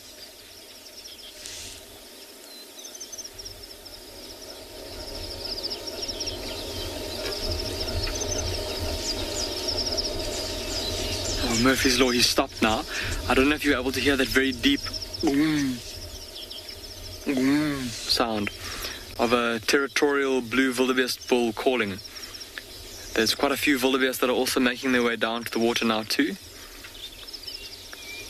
But look at these giraffes. It's almost like a ballet. These slow motion fight moves. But like I was saying, the legs a little bit wider than shoulder, or the feet a bit wider than shoulder width, getting themselves all set, and then swinging their necks at each other, bumping into each other with their shoulders, trying to throw their opponents off balance, and trying to land a good blow with those horns,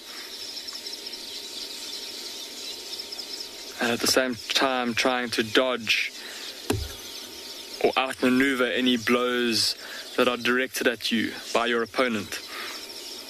But all in slow motion for now.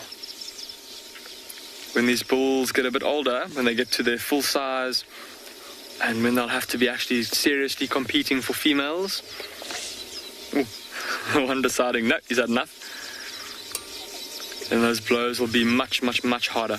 The zebra's still going there, look at them. Look at the size difference between those 2 zebras. This is the one on the right. See how big and thick his neck is? It's obviously a fully grown stallion. The one on the right, though, much, much, much smaller, much more slender. It could be that it's a young male. It's maybe a member of the same bachelor group. Yeah, it looks like a young male. I'm just looking through my binoculars at, I know this sounds weird, but at its rear end. I don't know if any of you have heard about how you can tell the difference between male and female zebras by looking at their rear ends. The the females tend to have quite a prominent and thick grey stripe underneath their tails, whereas the males, it's almost like that stripe is much less pronounced. It's almost like the two stripy areas touch each other behind the tail. And just like those two giraffe, these zebra are practicing their fight moves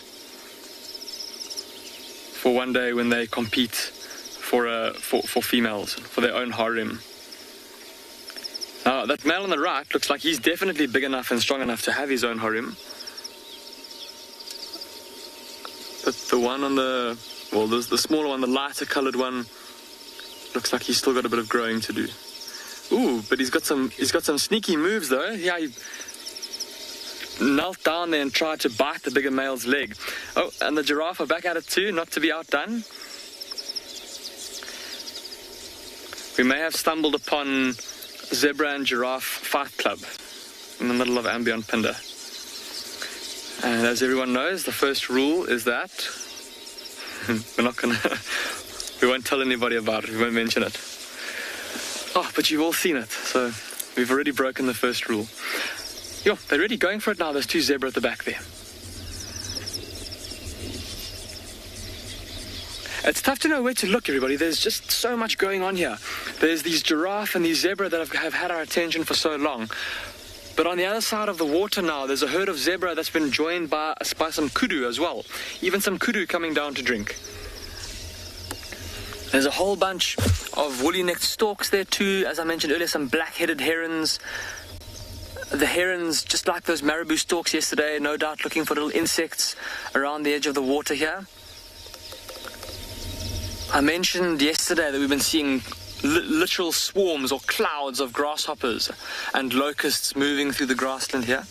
And no doubt that if they do move past this area, some will inevitably get trapped in the water and be stuck kind of flailing around on the surface, and that'll make an easy meal for these herons. The storks too. Yo, the zebra's full of energy. Also play fighting there. Also looks like another bachelor herd of zebra down there that are making their way in the direction of our two combatants from earlier.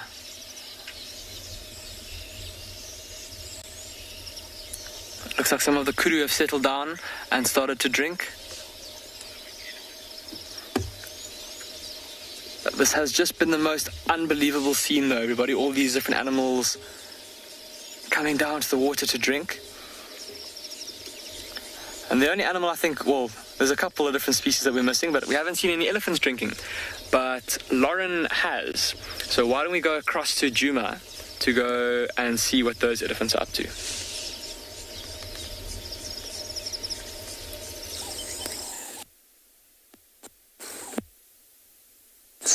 To that scene.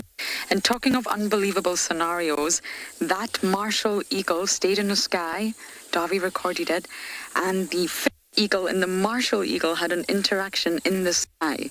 They were both chasing and could not believe I've ever seen a like that. A Marshall and a fish eagle. Now the Marshall's definitely bigger, but a fish eagle is also substantial in size, and they were both chasing each other in the air. Ah, what a morning. Maybe didn't quite get the spots we've been. Here we've got a herd of elephants. Graves on the ground. They plant the mud. Love it so much that they just dive bomb in face first.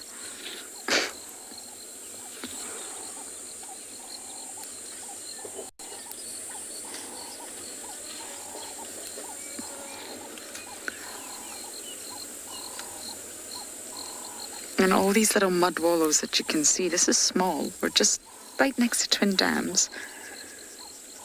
Help the elephants so much. They don't need to go to the big dams. They can stop at every mud wallow if they wish.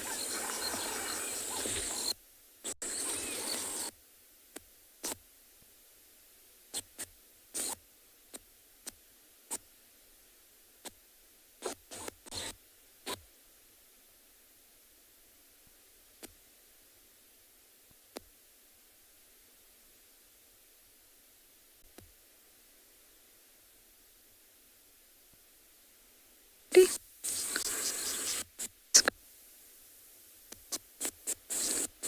think just lied there.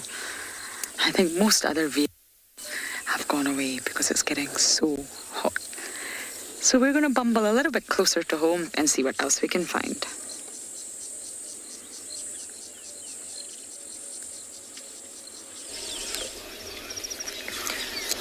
Owen and I are still sitting here at this waterhole. It's impossible to leave, everybody. As soon as we try to think, well, as soon as we think it's over, that's the end of the activity. Another group of animals comes down to drink, or the zebras start chasing each other around, or the giraffes start play fighting again.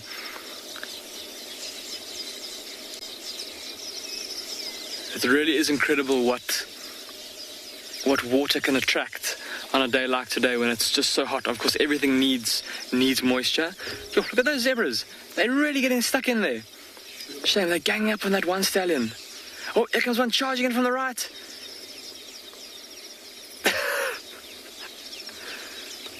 And he's ignored that first group and he's going on to the next group. Looks like he's just looking for trouble, that one. Chasing the kudu.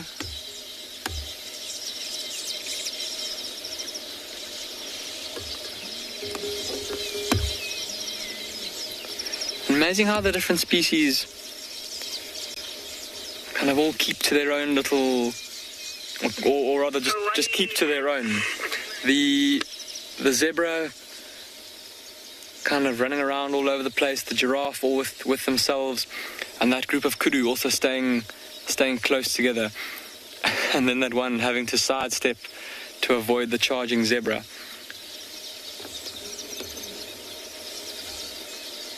And there's a group of zebra that have just come down to drink in front of us here. They've just been joined by a giraffe. I wonder if that giraffe isn't maybe also thinking about coming to drink.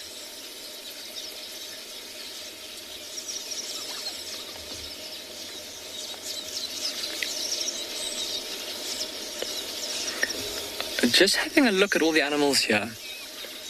The kudu, the wildebeest, the zebra, the giraffe. The fact that they're playing like this, some of them are feeding, but none of them are looking too nervous. And normally around a waterhole like this, with it being such a magnet for animal species to come down and get something to drink, it's quite a common occurrence, like we've said many times, for large predators, especially things like lions, to wait around the water for prey to come down. And animals, of course, or herbivores, of course, know that. So they're normally very nervous around the water. But none of these animals are showing any signs of being skittish. And it must surely be because of the sheer number of animals here. There's so many wildebeest, so many zebra and giraffe and kudu, that surely if a lioness were to suddenly poke her head out of a bush or out of a glade of grass, that she'd get seen and the alarm would get sounded.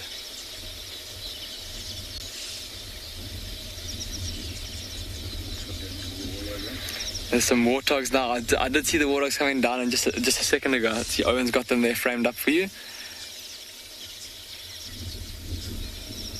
Yes, another species that's come down to the water.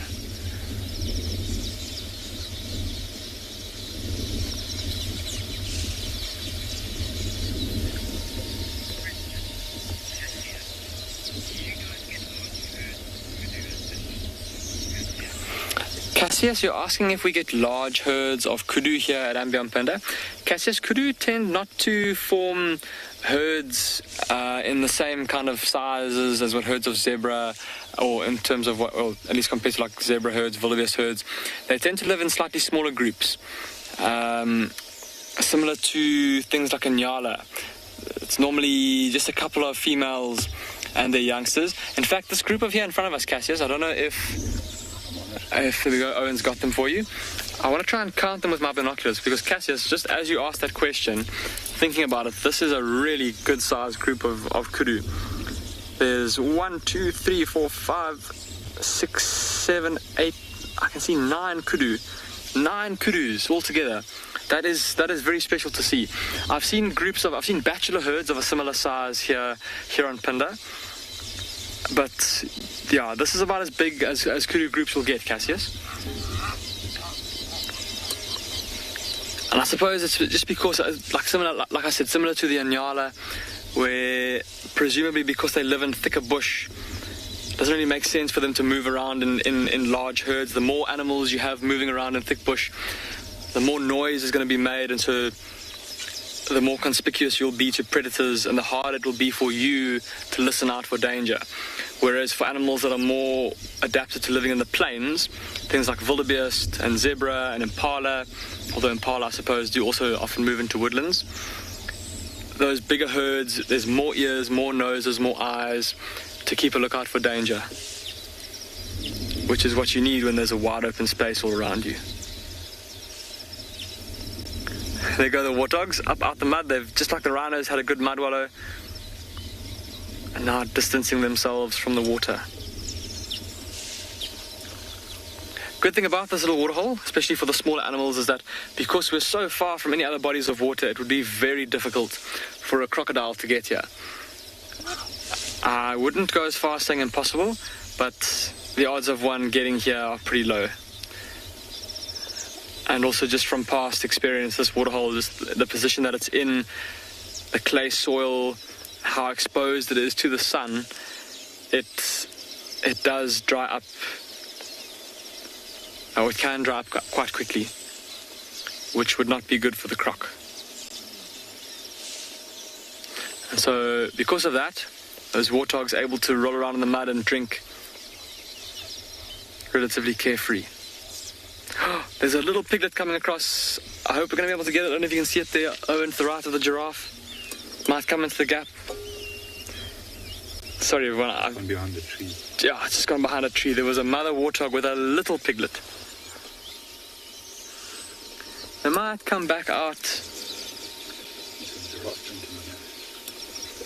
Yeah, they've gone behind the bush there. We were hoping that sorry, I can't even speak. We were hoping that the giraffe might come down and drink, and it looks like the one here in front might start to do that. But its companion behind it looks like it might have other ideas. We were saying earlier that young males often obviously play fight, and often the play fighting leads to mock mounting. And the way that this giraffe on the left is behaving, see how he's got his chest very close to the other giraffe's rear end, and he's got his ears back. That's exactly the behavior that a giraffe bull will exhibit when he's courting a female. Now, both of these are males. They're both immature males, or both young males. But yeah, quite common behavior to observe. He looks like he wants to drink, but I think the mud there is just so sticky that he can't quite bring himself to go all the way down to the water. Yeah, but I think with all this activity, Owen and I are definitely going to spend a bit more time here to see what else happens.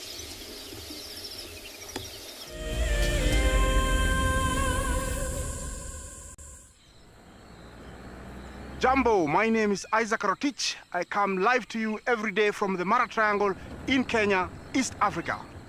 I think the most underrated animal here where we are is the spotted hyena. And the main reason is people haven't read any literature to fully understand about this super predator. Catch up with the guides daily here on Wild Earth. For the month of January 2021, we are offering a chance to win a unique Wild Earth expedition to the magnificent Tswalu Kalahari. From the ancient Kortai's Koranenberg Mountains to the southern Kalahari's red sand dunes, Tswalu offers what travelers crave most: space and time. The winner will explore this landscape in a vehicle, on foot, or on horseback, with a chance to go behind the scenes with Wild Earth and of course meet the meerkats. The prize includes a 3-night stay for you and a friend at the luxury Morte Lodge, including flights from either Johannesburg or Cape Town. Open to all Wild Earth explorers who have signed up before the end of January 2021. Terms and conditions apply.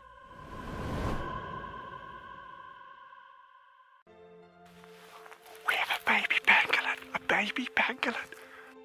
This is off the charts. This animal is about from your fingertips to your elbow. That's the total length of this animal. This is unreal. This is unreal. This is unreal. This is like now my 4th Christmas in a week. We should do this more often. Tune into Wild Earth every single day. It's in your nature.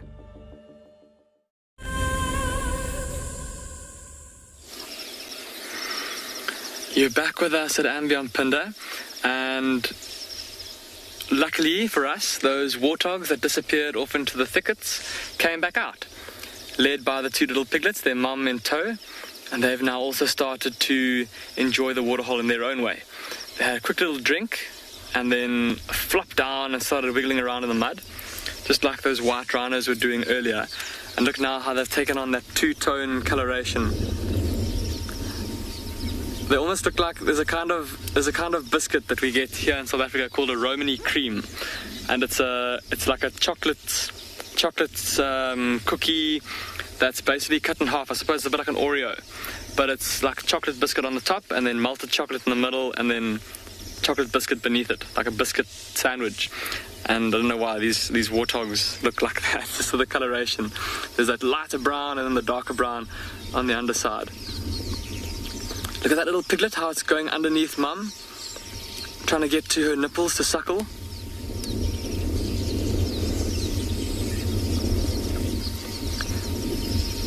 Jerome, you're saying that those piglets have got such long legs.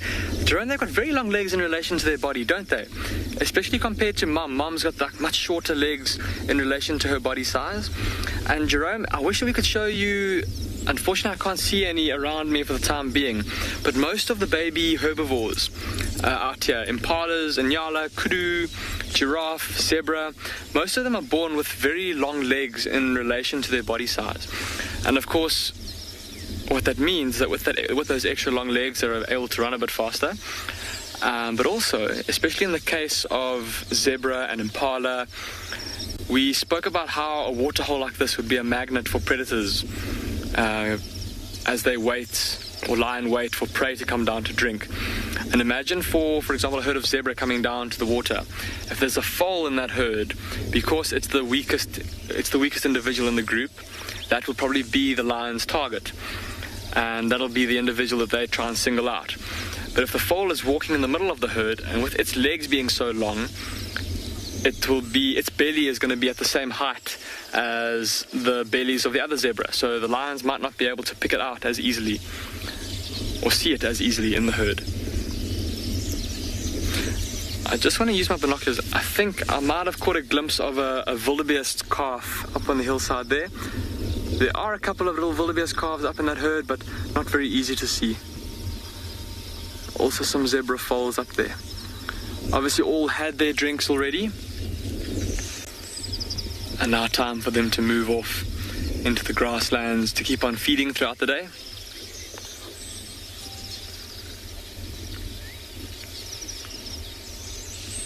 And good for all these herbivores that there is the surface water here that have been able to quench their thirst. And they'll probably be hanging around this area for quite some time. So we'll see how long it takes for the resident pride of lions to realize that and then move into this area to start hunting. Because it's been a while since we've seen lions in this part of their territory. Obviously they've been moving following the herds. But what a fantastic morning it's been from all over South Africa, from Pridelands, from Ngala, from Pinda, and from Djuma, of course, as well. It's going to be a super hot day, so Owen and I are going to start heading home soon. We hope that you've enjoyed your time with us, and we'll see you all this afternoon on the Sunset Safari.